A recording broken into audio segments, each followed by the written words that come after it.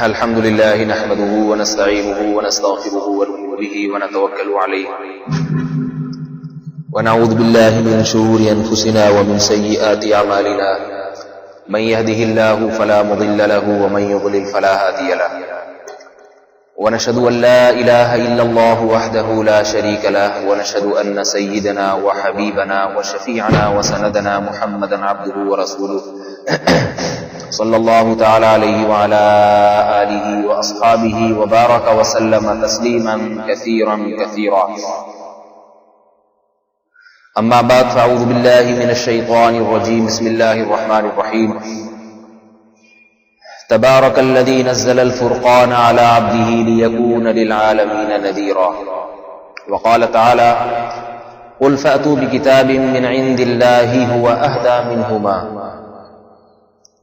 وقال النبي صلى الله عليه وسلم: من صام رمضان إيمانا واحتسابا غفر له ما تقدم من ذنبه ومن قام رمضان إيمانا واحتسابا غفر له ما تقدم من ذنبه.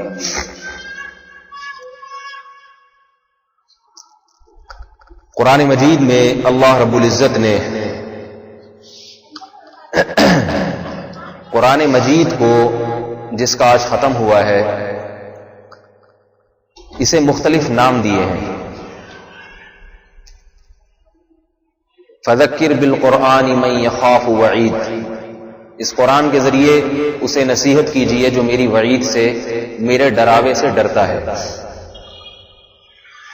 اس کتاب کے مختلف نام دیے اللہ رب العزت نے. ان ناموں میں ایک بہت اہم ترین نام جو اللہ نے قرآن مجید کو دیا، تبارک الذی نزل الفرقان. بہت برکت والی ہے وہ ذات جس نے فرقان کو اپنے بندے پر نازل کیا.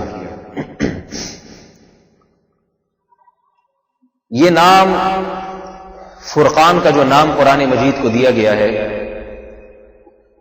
میں یہ سمجھتا ہوں کہ قرآن مجید کو جتنے نام دیے گئے ان میں شاید سب سے بہترین نام اور سب سے بہترین پہچان قرآن مجید کی الفرقان ہے.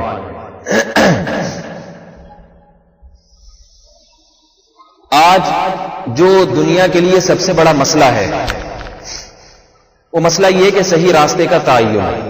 مجھے پتہ چل جائے کہ سیدھا راستہ، کامیابی کا راستہ ہے کیا. یہ علم بہت سے مسلمانوں کے پاس بھی نہیں. آج اگر جو آدمی نماز پڑھ رہا ہے اسے پورا اطمینان نہیں ہے کہ میں نماز پڑھ کے کامیابی کے راستے پر چل رہا ہوں. پورا اطمینان نہیں ہے.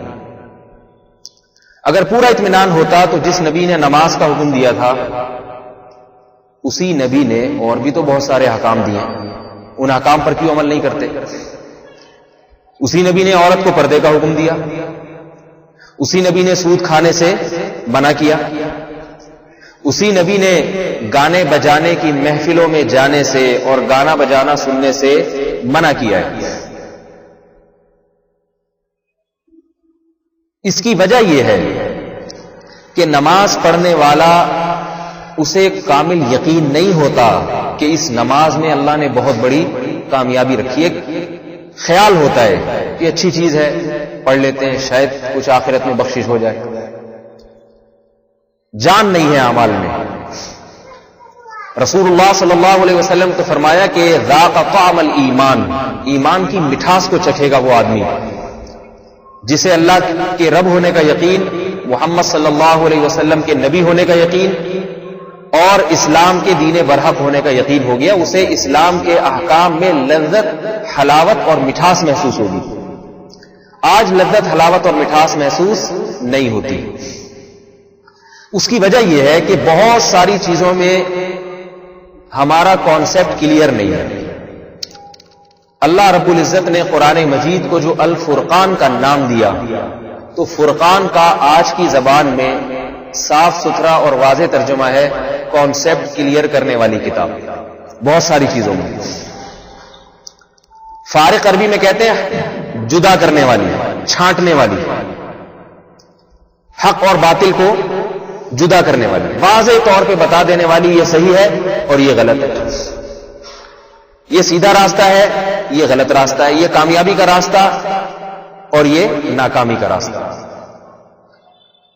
اسے کہا جاتا ہے فارق، فرق کرنے والی. اور فرقان عربی میں مبالغے کا صیغہ ہے. مبالغے کا مطلب یہ ہے کہ بہترین انداز سے حق کو باطل سے جدا کرنے والی. قرآن صرف یہ نہیں بتاتا کہ عورت پہ پردہ فرض ہے، قرآن ثابت کرتا ہے پردے والا راستہ عورت کے لیے کامیابی کا راستہ ہے. قرآن صرف یہ نہیں بتاتا کہ ایک خدا کو پکارو گے تو کامیاب ہوگے، قرآن اس پر دلائل دے کر ثابت کرتا ہے کہ ایک خدا کی عبادت کرنے والا راستہ کامیابی کا راستہ ہے، اور ایک خدا کو چھوڑ کے ہزاروں معبودوں کی عبادت والا راستہ ناکامی کا راستہ ہے. الفرقان یہ مبالغہ، بہت زیادہ حق کو باطل سے جدا کر دینے والے، ہر چیز میں کانسیپٹ کو کلیئر کر دینے والے. کلیئر کر دیا، راستہ بالکل صاف ہے. اب دیکھ لو، دھن بھی نہیں ہے، کوئی رکاوٹ نہیں ہے، کوئی آڑ نہیں ہے، تو کلیئر ہے. جب ٹرینوں میں سفر کرتے ہیں لوگ، گارڈ بتاتے ہیں بھائی آگے راستہ کلیئر ہے، ٹریک پر کچھ بھی نہیں ہے. قرآن کو اگر سمجھ کے پڑھا جائے، قرآن کے دلائل میں غور کیا جائے، تو خدا کی قسم قرآن حق کو باطل سے چھانٹ کر اتنے بہترین انداز سے الگ کر دیتا ہے کہ یقین کرنا پڑتا ہے کہ قرآن سے بہتر راستہ، جو راستہ قرآن بتا رہا ہے، اس کے سوا دنیا میں کوئی راستہ کامیابی کا راستہ نہیں. اس کے بہت سارے دلائل. آج دلائل کے بغیر لوگ کسی کی بات تسلیم نہیں کرتے. بہت سے لوگوں کا خیال ہے قرآن نے احکامات دے کے چھوڑ دیا ہے، دلائل نہیں دیے. دلائل کی دنیا میں قرآن کا کوئی مقابلہ نہیں کر سکتا. میں ابھی تراویح کے دوران غور کر رہا تھا ایک بات پر، یہ تراویح کی حکمت پہ سوچ رہا تھا. دیکھیے قرآن جس وقت نازل ہوا ہے نا، ہر چیز کا ایک عالمی نام ہوتا ہے، ایک صفتی نام ہوتا ہے. عالمی نام کا مطلب یہ ہوتا ہے کہ جیسے قائد اعظم کا نام محمد علی جینا تھا جو ابا نے رکھا ان کے، اور قائد اعظم یہ صفتی نام پڑ گیا. علامہ اقبال کا نام اقبال ان کے والدین نے رکھا، اور علامہ اقبال یا شاعر مشرق یہ لوگوں نے ایک لقب کے طور پہ کہ بھئی یہ بہت بڑے شاعر ہیں تو شاعر مشرق کے صفت سے ان کو متصف کیا. قرآن مجید کا جس وقت نام تجویز کیا جا رہا تھا، اللہ تعالی نے جتنی آسمانی کتابیں نازل کی انہیں نازل کر کے نام خود ہی رکھا ہے. تورات کا نام حضرت موسیٰ علیہ السلام کے تورات نازل ہوئی، یہ نام اللہ نے تجویز کیا. انجیل کا نام اللہ نے تجویز کیا. جب قرآن مجید کے نزول کا وقت آیا ہے، دیکھیے جب تورات نازل ہوئی اسے پڑھنے والے بہت زیادہ تھے. حضرت موسیٰ علیہ السلام جب تورات لینے کے لیے گئے ہیں تو ہزاروں بنی اسرائیل انتظار کر رہے تھے کہ موسیٰ علیہ السلام اللہ کی کتاب لائیں گے اور ہم سب اس کی تلاوت کریں گے، لیکن اس کا نام قرآن نہیں رکھا گیا، تورات کا نام. انجیل حضرت عیسیٰ علیہ السلام پر جس وقت نازل ہوئی ہے، اس وقت ہزاروں بنی اسرائیل منتظر تھے کہ عیسیٰ علیہ السلام کو کون سی کتاب دی جاتی ہے، ہم سب وہ کتاب پڑھیں گے اور اس کے مطابق عمل کریں گے.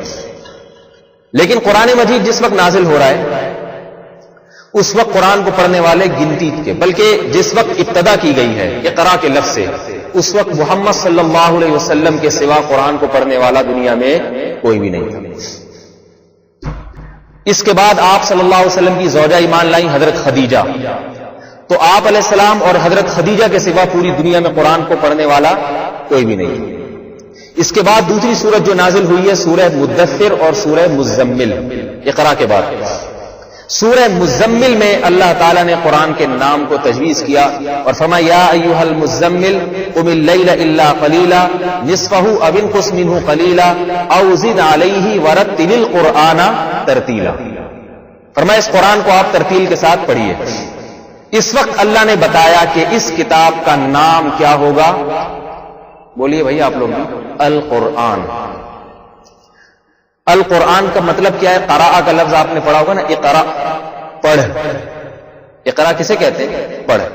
قرآن یہ عربی میں مصدر ہے، مبالغے کا صیغہ ہے. مصدر جب کسی کو کہا جاتا ہے نا، اس کی مثال ایسے جیسے ایک آدمی عادل ہے، عدل کرنے والا، بہت زیادہ عدل کرنے والا ہوگا تم کیا کہیں گے وہ تو سراپا عدل ہے. عادل نہیں کہیں گے بلکہ وہ تو سراپا خود عدل ہے.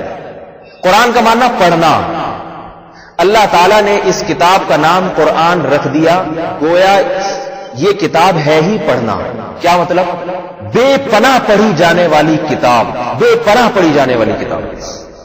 اتنا پڑھا جائے گا اس کو کہ اس کتاب کا نام اس صفت کو دیکھ کر القرآن تجویز کیا جاتا ہے. تورات کو اتنا نہیں پڑھا گیا، انجیل کو اتنا نہیں پڑھا گیا جتنا اس کتاب کو پڑھا جائے.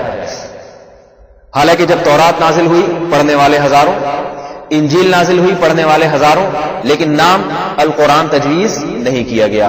قرآن نازل ہوا، نا آشنا، دنیا جانتی نہیں، پڑھنے والے 2-4 بہت زیادہ.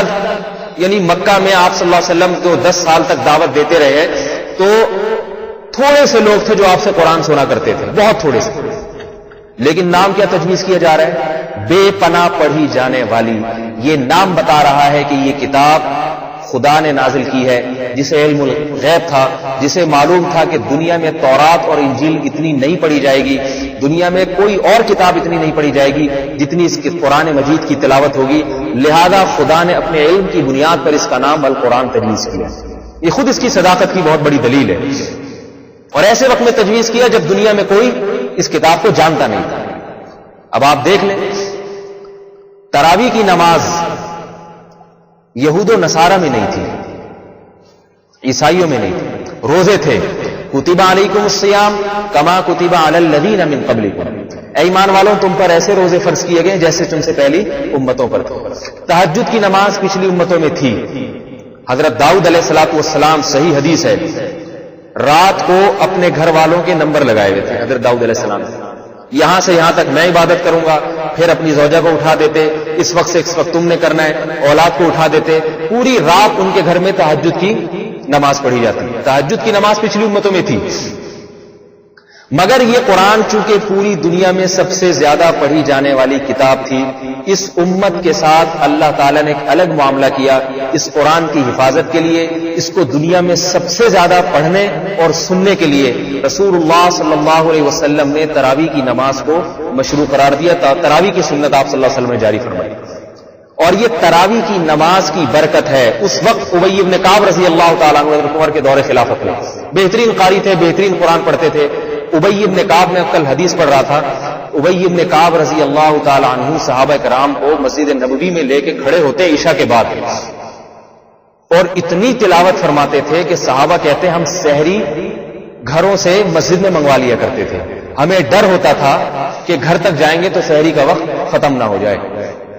اتنا زیادہ ایک قرآن نہیں ختم ہوتا، بہت زیادہ. ایک ختم ہوا، دوبارہ شروع کر دیا. اور فرماتے ہیں ہماری گھٹنے اتنے درد کرتے تھے کھڑے کھڑے، عشاء کے بعد سے شروع ہو رہا ہے سحری کے وقت تک تراویح چل رہی. فرماتے ہیں لاٹھی کے سہاروں پر پھر گھر نماز پڑھ کے گھر پہنچا کرتے تھے. اس وقت سے یہ نتیجہ اس کا یہ نکلا کہ لوگوں نے رمضان میں قرآن کو سننا شروع کیا. جس چیز کی طلب ہوتی ہے تو اس طلب کو پورا کرنے کے لیے لوگ خود بخود وجود میں آتے ہیں. جب لوگوں میں سننے کی اتنی صلاحیت پیدا ہوئی تو ظاہر ہے قرآن یاد کرنے کا جذبہ بھی لوگوں میں بڑھتا چلا گیا. نتیجہ یہ نکلا حافظین پیدا ہونا شروع ہوئے، اور آج پوری دنیا میں اتنے حافظ ہیں کہ ان کو شمار کرنا ممکن نہیں ہے. جگہ نہیں ملتی مسجدوں میں حافظوں کو. تو دیکھیں اللہ تعالیٰ نے اس کتاب کو بہت زیادہ پڑھوایا، اس میں تو کوئی شک نہیں ہے، بہت زیادہ پڑھوایا ہے. اور حیرت کی بات یہ ہے جتنے ادب اور احترام سے یہ کتاب پڑھی جاتی ہے، اتنا ادب اور احترام دنیا کی کسی کتاب کا نہیں ہوتا. تورات انجیل کا یہود و نصارہ اتنا ادب نہیں کرتے. تیسری بات، بغیر سمجھے جتنا اس کتاب کو پڑھا جاتا ہے، دنیا میں سمجھ کے کسی کتاب کو اتنا نہیں پڑھا جاتا. تو سمجھ کے اس کو کتنا پڑھا جاتا ہوگا.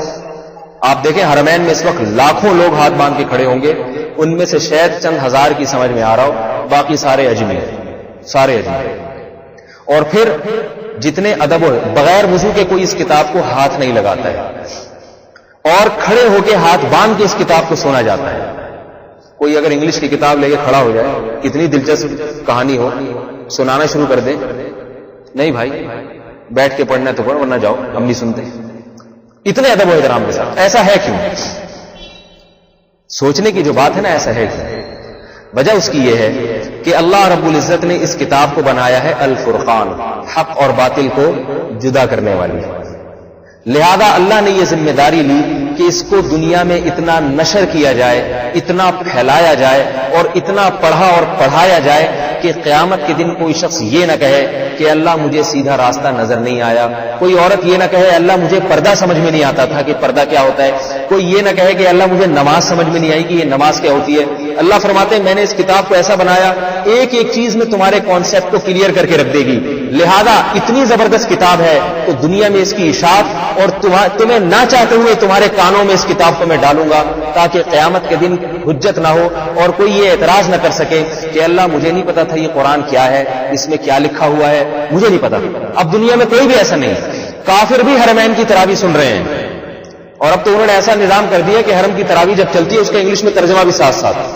کوئی کافر بھی اگر سننا چاہے کہ دیکھو تو صحیح یہ محمد صلی اللہ علیہ وسلم نے جس کلام کے کلام اللہ ہونے کا دعویٰ کیا ہے اس کے مضامین کیا ہیں وہ بھی سن سکتا ہے۔ تو اتنی حفاظت اللہ کیوں کر رہے ہیں؟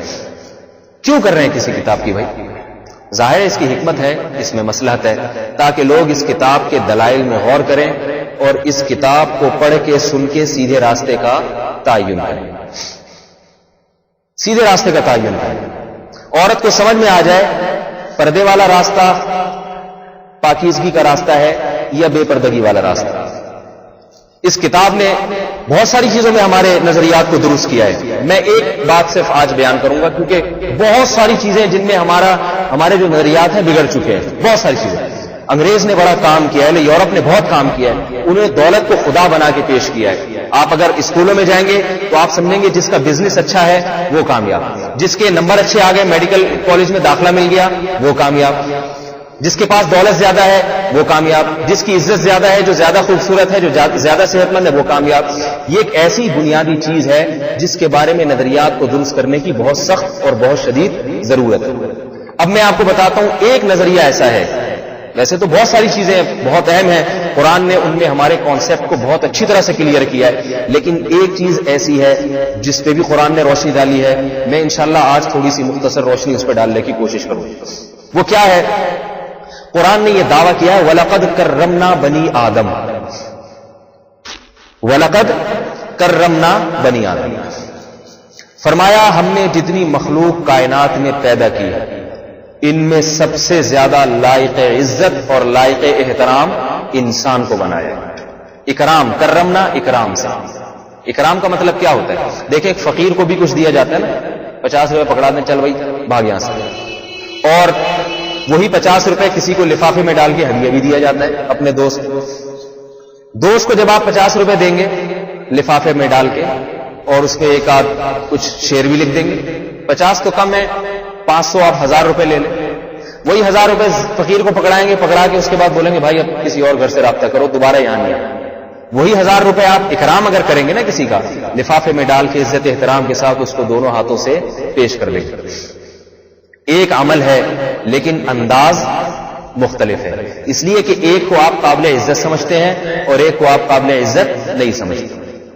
لقد خلقنا الانسان فی احسن تقویم، فرمایا ہم نے انسان کو عزت دی، اس کا اظہار، اس عزت کے طریقے کیا ہیں اللہ نے قرآن کریم میں مختلف طریقوں سے بیان کیا۔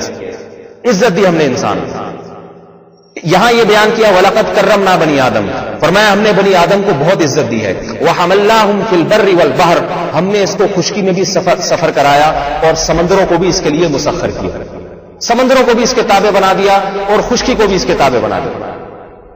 اور کیسے عزت دی؟ دنیا میں کوئی مخلوق ایسی نہیں ہے جس کو ہر مخلوق نے سجدہ کیا ہو۔ آدم کو جب مٹی سے بنایا گیا تو قرآن کہتا ہے فَقَعُوا لَهُ سَاجِدِينَ، میں نے فرشتوں سے بھی کہا، جنات سے بھی کہا کہ سب کے سب اس کے سامنے سجدے میں گر جاؤ۔ یہ بتایا جا رہا ہے کہ اس کو عزت دی جا رہی ہے، اس کو عزت دی جا رہی ہے۔ اور بہت ساری، یعنی قرآن مجید نے انسان کی عزت اور اکرام کی باتوں کو قرآن مجید میں ذکر کیا ہے۔ یہاں پر اب ایک چیز سمجھنے کی ہے، وہ یہ ہے کہ انسان کیا صرف جسمانی اعتبار سے قابل عزت ہے یا اسے اپنی عزت کو برقرار رکھنے کے لیے اور بھی کچھ کام کرنے پڑیں گے، اور بھی کچھ کرنا پڑے گا۔ قرآن نے بیان کیا ہے، فرمایا وَلَقَدْ كَرَّمْنَا بَنِي آدم وَحَمَلْنَاهُمْ فِي الْبَرِّ وَالْبَحْرِ، ہم نے اس کو خشکی کا مسافر بھی بنایا، سمندروں کو بھی اس کے تابع کیا۔ یہ قرآن نے دعویٰ اس لیے کیا کہ اس کو تو ہر کافر جانتا ہے. ہر کافر جانتا ہے کہ یہ زمین ہمارے لیے مسخر کی گئی. ظاہر ہے کھلی اجازت اسی کو دی جاتی ہے جو لائق عزت اور لائق احترام ہوتا ہے. یہ چیز تو کافر بھی مانتے ہیں.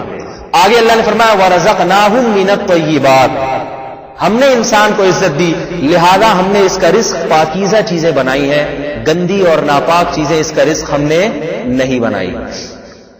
یہ مردار نہیں کھا سکتا، اسے گھن آئے گی مردار کھاتے ہوئے. یہ ناجائز اور حرام جانوروں کا گوشت نہیں کھا سکتا، اسے گھن آتی ہے. انسان کے سوا جتنی مخلوق ہے جیسا تیسا پڑا ملے گا کھا لیں گے اور سب کچھ کھا لیں گے. خون پی جائیں گے. شیر کو دیکھیں آپ کیا کچھ کھا جاتا ہے، چوہے بھی کھا جاتا ہے. میں نے خود ڈاکومنٹری دیکھی، چوہوں کو شکار کر کے شیر کھا رہا ہے، کچے چوہے کھا جاتا ہے. انسان کو گھن آتی ہے.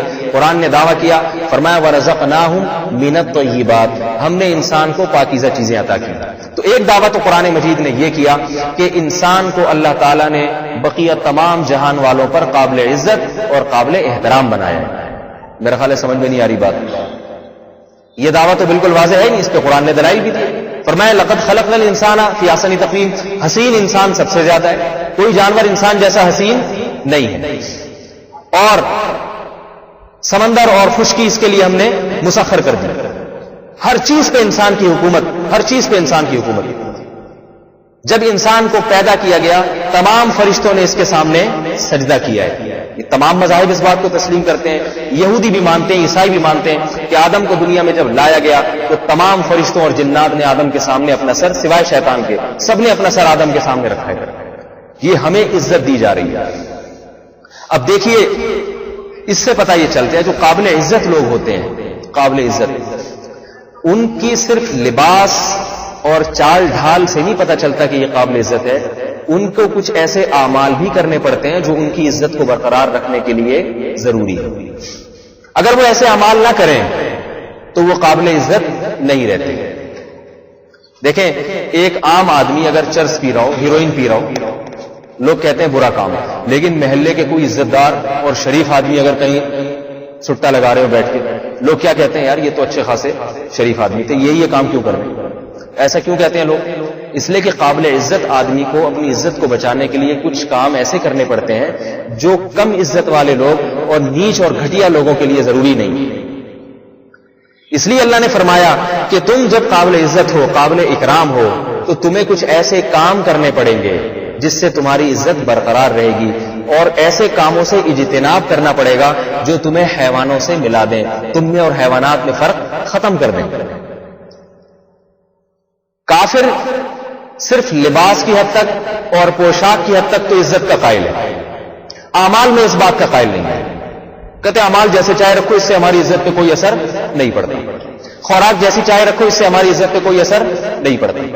قرآن مجید نے سب سے پہلے جس چیز میں انسان کو یعنی عزت کو بیان کیا، فرمایا کہ دیکھو تم قابل عزت ہو، تمہاری عزت کو بہت ساری چیزیں خراب کر دیں گی. میں پہلے چند ایک اور مثالیں دے دیتا ہوں تاکہ یہ مسئلہ اور واضح ہو جائے. دیکھیے انسان غسل کرتا ہے، جانور غسل نہیں کرتے. یہ انسان کی عزت کی بات ہے.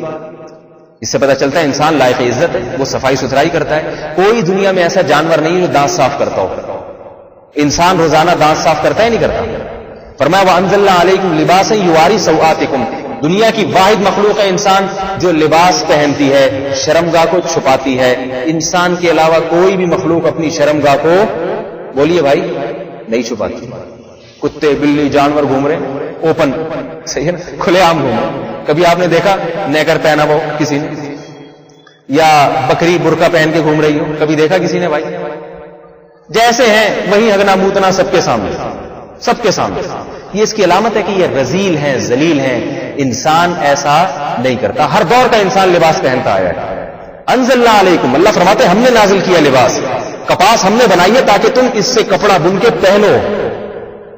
آدم علیہ السلام کو جو سب سے بڑی سزا دی گئی جنت میں، وہ لباس چھینا گیا. لباس چھینا گیا. جب توبہ کیا لباس واپس کیا گیا. یہ بھی اس بات کی دلیل ہے کہ انسان قابل عزت اور قابل احترام ہے. اللہ نے انسان کی ایک خصوصیت یہ بیان کی جو دوسری مخلوق کے نہیں. فرمایا علمہ البیان، سورہ رحمان، واحد مخلوق ہے جسے ہم نے بولنا سکھایا ہے. دنیا کی کوئی مخلوق بول ایسی بولتی ہے بکری میں کرتی رہے گی اور کتا بھونکتا رہے گا. چند ایک باتیں ہیں جن کا وہ اظہار کر سکتے ہیں, کچھ ایک سگنل ہیں. ایسے نہیں ہے کہ جو دل میں آئے اپنے ساتھی اور اپنے جو ساتھ اٹھنے بیٹھنے والا آدمی ہے اس کو اپنے خیالات پر مطلع کر دیں.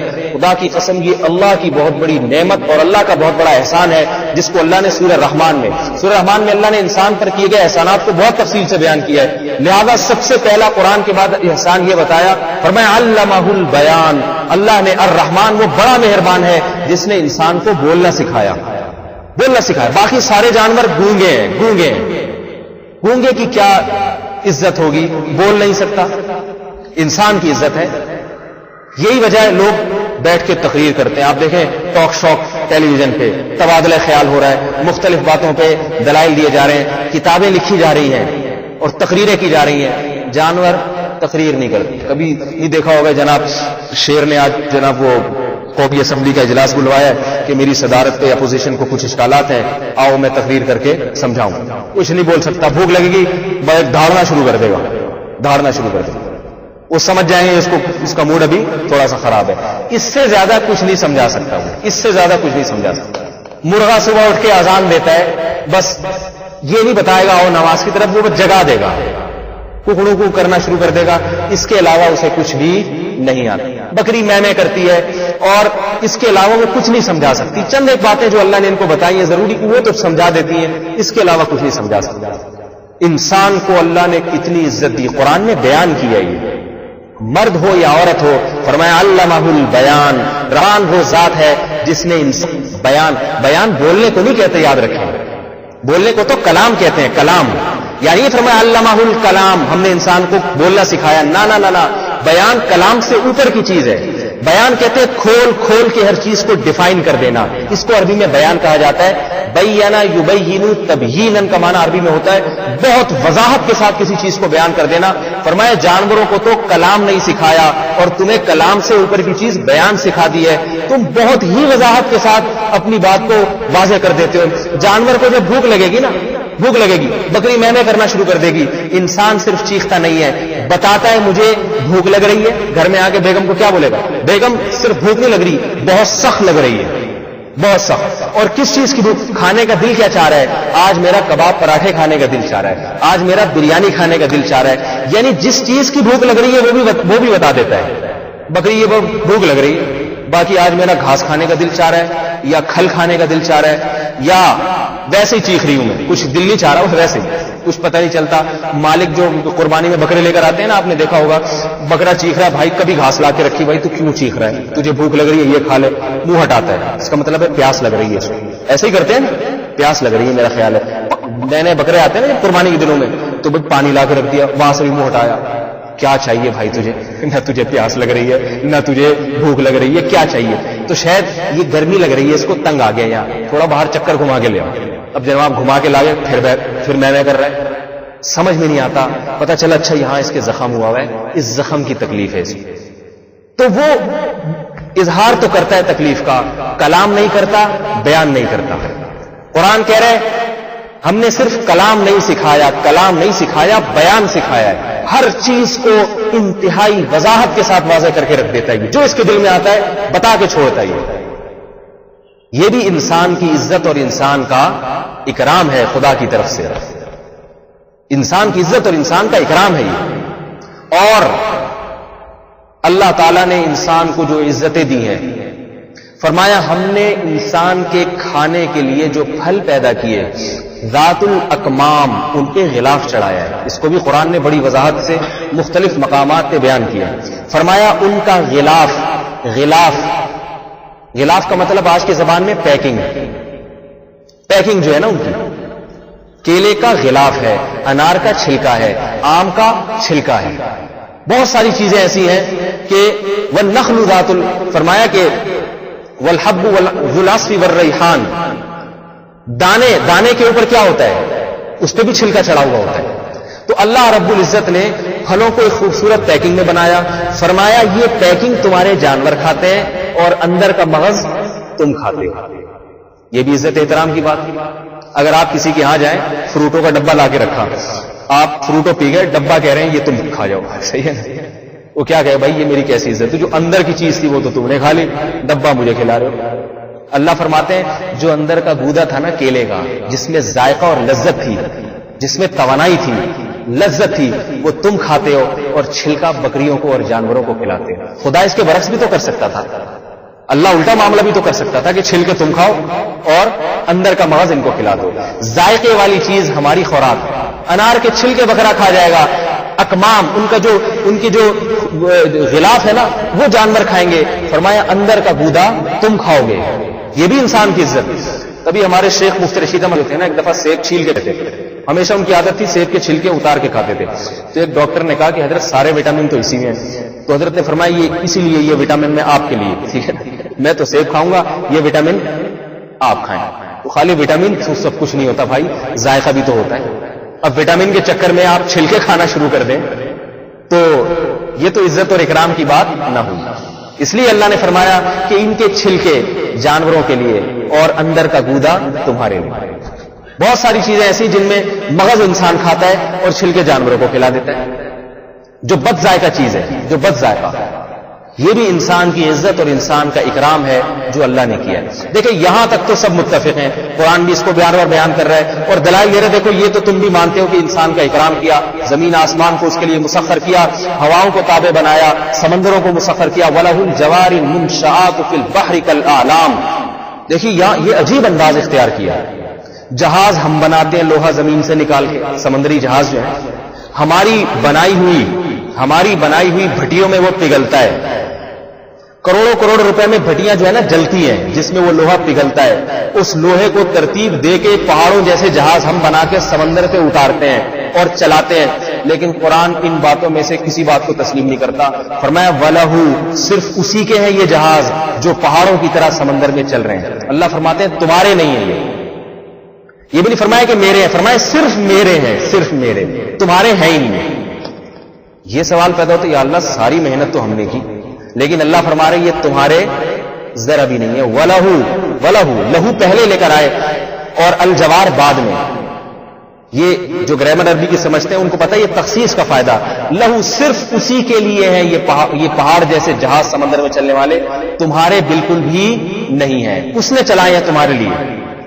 کیوں چلائے؟ قرآن نے بتایا انزلنا الحدید، فرمایا جو میٹیریل تھا نا جس سے یہ سب چیزیں بن رہی ہیں، وہ میٹیریل اس خدا نے زمین میں اتارا ہے، وہ میٹیریل لوہا تم نے نہیں بنایا۔ ایک سارا مال موجود ہے، اسے جناب جوڑ توڑ کے کوئی چیز بنا لینا یہ آسان ہے، اصل چیز ہوتی ہے میٹر کو پیدا کرنا۔ اور فرمایا جس آگ سے تم پگھلاتے ہو اس کو، یہ آگ ہماری بنائی ہوئی ہے، یہ آگ انسان نے پیدا نہیں کی ہے۔ اور تیسری بات کہ سمندر پانی کا کام ہے ڈبونا، پانی میں کوئی چیز ڈالیں ہلکی چیز ہے، فرمایا پانی کے سینے میں یہ طاقت رکھنا کہ اتنے بڑے بڑے جہازوں کو اپنے سینے پہ اٹھا کے، اور مواخر قرآن کہہ رہے ہیں لہروں کو پھاڑتے ہوئے چلتے ہیں، اتنی شان کے ساتھ بڑی بڑی لہریں ہیں، مگر یہ لہریں ان جہازوں کو کچھ نہیں بگاڑتی، یہ بڑے بڑے پہاڑ جیسے جہاز لہروں کو پھاڑتے ہوئے چلتے ہیں۔ لِتَبْتَغُوا مِنْ فَضْلِهِ، فرمایا یہ لوہا اس نے کیوں اتارا زمین میں، اور آگ کیوں بنائی تاکہ اس لوہے کو پگھلائے، اور سمندر میں یہ صلاحیت کیوں رکھی تاکہ اتنے پہاڑ جیسے لوہے کو اٹھا کے، پہاڑ جیسے جہاز کو اٹھا کے اپنی پشت پہ سوار کرے۔ فرمایا صرف اس لیے لِتَبْتَغُوا مِنْ فَضْلِهِ، تاکہ تم جانوروں کی طرح محدود خوراک پر محدود ہو کے نہ رہ جاؤ، خدا کی روزی کو پوری دنیا میں تلاش کرو تم۔ اگر یہ سمندر نہ ہوتا تو انسان ہوائی جہاز کے ذریعے تجارت کرتا جو بہت مہنگی پڑتی، بہت مہنگی پڑتی۔ فرمایا ساری دنیا سے تمہارا لنک ہو جائے اور دنیا کی ہر نعمت سے تم فائدہ اٹھاؤ، اس لیے اس نے سمندروں کو تمہارے لیے، بولیے بھائی، مسخر کر، اس لیے۔ تو انسان کا ایک اضافی اکرام یہ بھی ہوا کہ جانور جس علاقے کا ہے نا وہیں کی گھاس کھائے گا اور وہیں کی محدود چیزیں استعمال کرے گا، انسان ایسا نہیں۔ چائنا کی ناشپاتی آپ نے دیکھی ہوگی، چائنا کی گاجریں تک آ رہی ہیں، ان کا ذائقہ الگ، ان کی ناشپا ہے وہ بیچاری چائنا ہی کی ہے، وہ چائنا ہی وہ بس دھاتی کے دانت دکھانے کے اور کھانے کے، اور جو ہماری ناشپاتی میں لذت ہے وہ ان میں نہیں، لیکن رس بہت زیادہ ہوتا ہے بے لذت۔ ایک صاحب مجھے بتا رہے چائنا کے تاجر کہہ رہے ہمارا آم وہ نہیں کھاتے، کہتے اس میں جراثیم ہے، پاکستانیوں کے یہاں سے آئے، کہہ رہے ہم نے کہا چلو تمہارا اتنا خوبصورت جراثیم سے پاک آم ہمیں کھلاؤ، کہہ رہے اتنا پھیکا، ہم نے کہا ہمارے یہاں کوئی مفت میں اس کو نہیں کھائے گا۔ بہرحال اللہ رب العزت نے تجارتیں چلا دی سمندروں کے ذریعے، ایک ایک جہاز اتنا مال لے کے ایک وقت میں آ جاتا ہے کہ ہوائی جہاز 100 بھی وہ کام نہیں کر سکتے، اتنا مہنگا پڑے گا کہ لوگ وہاں سے تجارت کر کے چیزیں لے تو آئیں گے مگر خریدے گا کوئی نہیں۔ فرمائے لتب تو جہاز کا ذکر جہاں بھی قرآن میں آیا تجارت کا ذکر لازمی آیا وہاں۔ فضل کہتے ہیں رزق کو، تو یہ حالانکہ کافی تھا جس علاقے کے آپ ہیں۔ میں گاؤں دیہاتی زندگی میں جب کبھی بیانات وغیرہ کے لیے جاتا ہوں تو جو چیزیں وہاں پیدا ہو رہی ہیں ان کے لیے کافی ہیں۔ گلگت میرا جانا ہوا پچھلے سال، میں نے دیکھا یہاں گندم پیدا ہو رہی ہے، یہاں مکئی پیدا ہو رہی ہے، انگور اور انار پیدا ہو رہے ہیں، تو وہ کہتے ہیں ہم بس یہی پورے سال کھاتے رہتے ہیں۔ کافی تو ہے، لیکن اللہ نے فرمایا صرف کافی نہیں ہے۔ قل من حرم زینت اللہ التی اخرج لعباده، زمین کی ساری زینت اللہ کے بندوں کے لیے ہے۔ اللہ فرماتے ہیں اگر تم پاکستان میں بستے ہو، امریکہ کی چیزیں تمہارے پاس پہنچنی چاہیے اور تمہاری چیزیں امریکہ والوں کے پاس پہنچنی چاہیے۔ اس کے لیے اس نے سمندر بنائے تاکہ بڑے بڑے جہازوں کو اٹھا کے سمندر کی موجیں ایک کنارے سے دوسرے کنارے پر پھینک دے، انسان کو تجارت میں سہولت ہو، دنیا کی ہر چیز ہر انسان کے لیے میسر ہو جائے۔ یہ عزت اور یہ اکرام بھی اللہ نے انسان کا کیا ہے، مرد اور عورت کا کیا ہے۔ جانوروں کو یہ اکرام اور عزت اللہ تعالیٰ نے، بولو بھائی، نہیں۔ یہ سب وَلَقَدْ کَرَّمْنَا بنی آدم کی تفصیل ہو رہی ہے۔ لقد کا معنی یقیناً تحقیق ہم نے بنی آدم کو بڑی عزت دی ہے۔ میرا خیال ہے نہیں آ رہی بات صحیح آ رہی ہے بھائی؟ تو یہ عزت کس نے دی ہے؟ انسان، اللہ تعالیٰ نے۔ اور مسجود ملائکہ بنایا، فرشتوں کو کہا سجدہ کرو۔ تو اللہ رب العزت نے جب اتنی عزتیں دی ہیں تو قرآن مجید میں اللہ نے دوسرے فریق کا ذکر بھی کیا، فرمایا وَلَقَدْ ذَرَأْنَا لِجَهَنَّمَ كَثِيرًا مِنَ الْجِنِّ وَالْإِنسِ، بہت سارے جنات انسان ایسے ہیں جن کو ہم نے جہنم کے لیے پیدا کیا ہے۔ لَهُمْ قُلُوبٌ لَا يَفْقَهُونَ بِهَا، یہ وہ لوگ ہیں جن کے سینوں میں دل ہیں مگر اس میں سمجھنے کی صلاحیت نہیں ہے۔ لَهُمْ آیُّن لَا يُبْصِرُونَ بِهَا، ان کی آنکھیں ہیں مگر اس میں دیکھنے کی، حق کو دیکھنے کی صلاحیت نہیں ہے۔ وَلَهُمْ آذَانٌ لَا يَسْمَعُونَ بِهَا، ان کے کان ہیں سب کچھ سنتے ہیں مگر حق کو سننے کی صلاحیت ان کانوں میں نہیں ہے۔ آگے نتیجہ فرمایا أُولَئِكَ كَالْأَنْعَامِ، یہ لوگ چوپایوں کی طرح ہیں۔ کیا مطلب؟ بنی آدم کو جو ہم نے عزت دی ہے یہ لوگ اس عزت کے قابل نہیں ہیں، یہ لوگ عزت کے قابل نہیں۔ بل ہم اول، فرمایا بلکہ چوپایوں سے بھی زیادہ بدتر ہیں، چوپایوں سے بھی زیادہ بدتر ہیں۔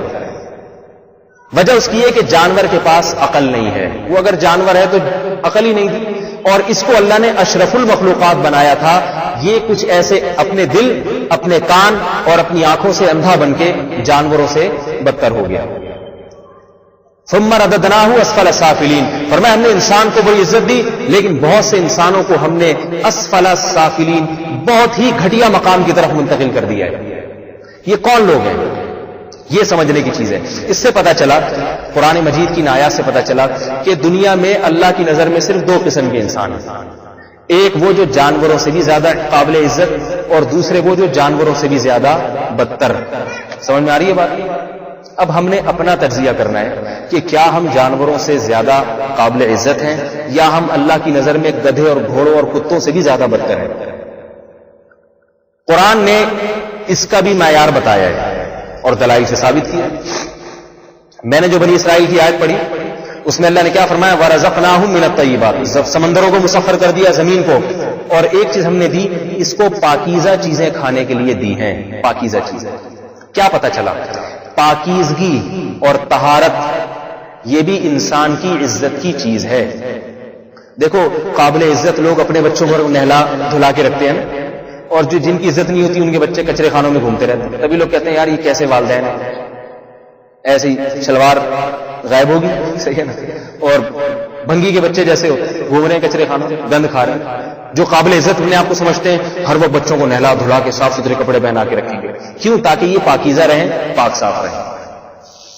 تو اللہ نے یہاں کیا فرمایا کہ ہم نے انسان کو عزت دی اور ہم نے اس کو طیبات، پاکیزہ چیزیں بطور رزق عطا کی ہیں۔ تو پتہ یہ چلا کہ بہت ساری چیزوں کے کھانے سے بہت ساری چیزیں ہیں، ان کے کھانے سے انسان پاکیزہ لوگوں کی فہرست سے باہر نکل جاتا ہے.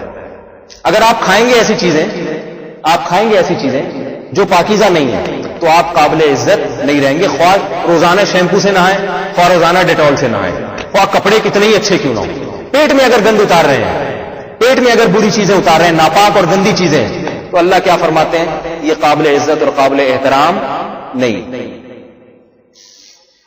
اور پاکیزہ ظاہری اعتبار سے بھی، روحانی اعتبار سے بھی. اس کو فقہ کی اصطلاح میں کہتے ہیں حکمن بھی پاک ہونی چاہیے، حقیقتاً بھی پاک ہونی چاہیے. حقیقتاً پاک کا مطلب کیا؟ کہ ناپاک نہ ہو، کوئی نجاست نہ لگی. اگر کسی پھل پہ کوئی نجاست لگی ہے، انسان اسے منہ میں نہیں ڈال سکتا، حرام ہے، ناجائز ہے، گناہ ملے گا اگر کھا جائے گا. اور بہت ساری مخلوق اللہ نے ایسی بنائی جانوروں کی جن کے گوشت کے بارے میں بتا دیا یہ ناپاک اور نجس ہے. رسول اللہ صلی اللہ علیہ وسلم نے فرمایا کتا کسی برتن میں منہ ڈال دے، 7 مرتبہ دھو اس کو، اور 7ویں مرتبہ مٹی سے دھو. اب آپ مجھے بتائیے کہ اللہ کا تو یہ حکم ہے کہ انسان اتنی پاکیزہ خوراک کھائے کہ جس برتن میں کتے نے منہ ڈالا ہو، تو کتے کا منہ نہیں کھا رہا ہے، سمجھ آئیے نا بات، نہ کتے کا تھوک کھا رہا ہے، اس برتن میں کچھ کھانے پر پابندی لگا دی ہے. کیوں؟ اس لیے کہ کتے کا لعاب ناپاک اور، بولیے بھائی، اگر آپ میرا ساتھ دیں گے نا تو میں سمجھوں گا بیان سمجھ میں آ رہا ہے. جو بھی جملہ ادھورا چھوڑ دیں وہ بتا دیا کریں. کتے کا لعاب کیا ہوتا ہے؟ نجس اور ناپاک. اور بتایا احادیث سے ثابت ہے کہ صرف کتا نہیں، ہر درندہ جو چیر پھاڑ کر کے کھاتا ہے اور اس کی خوراک صرف گوشت ہے، اس کا لعاب اور اس کا جسم کیا ہے؟ گوشت اس کا ناپاک ہے. ان میں شیر بھی ہے، ان میں بلی بھی ہے، ان میں کتے بھی ہیں، ان میں گیدڑ بھی ہے، اور ان میں بہت ساری چیزیں.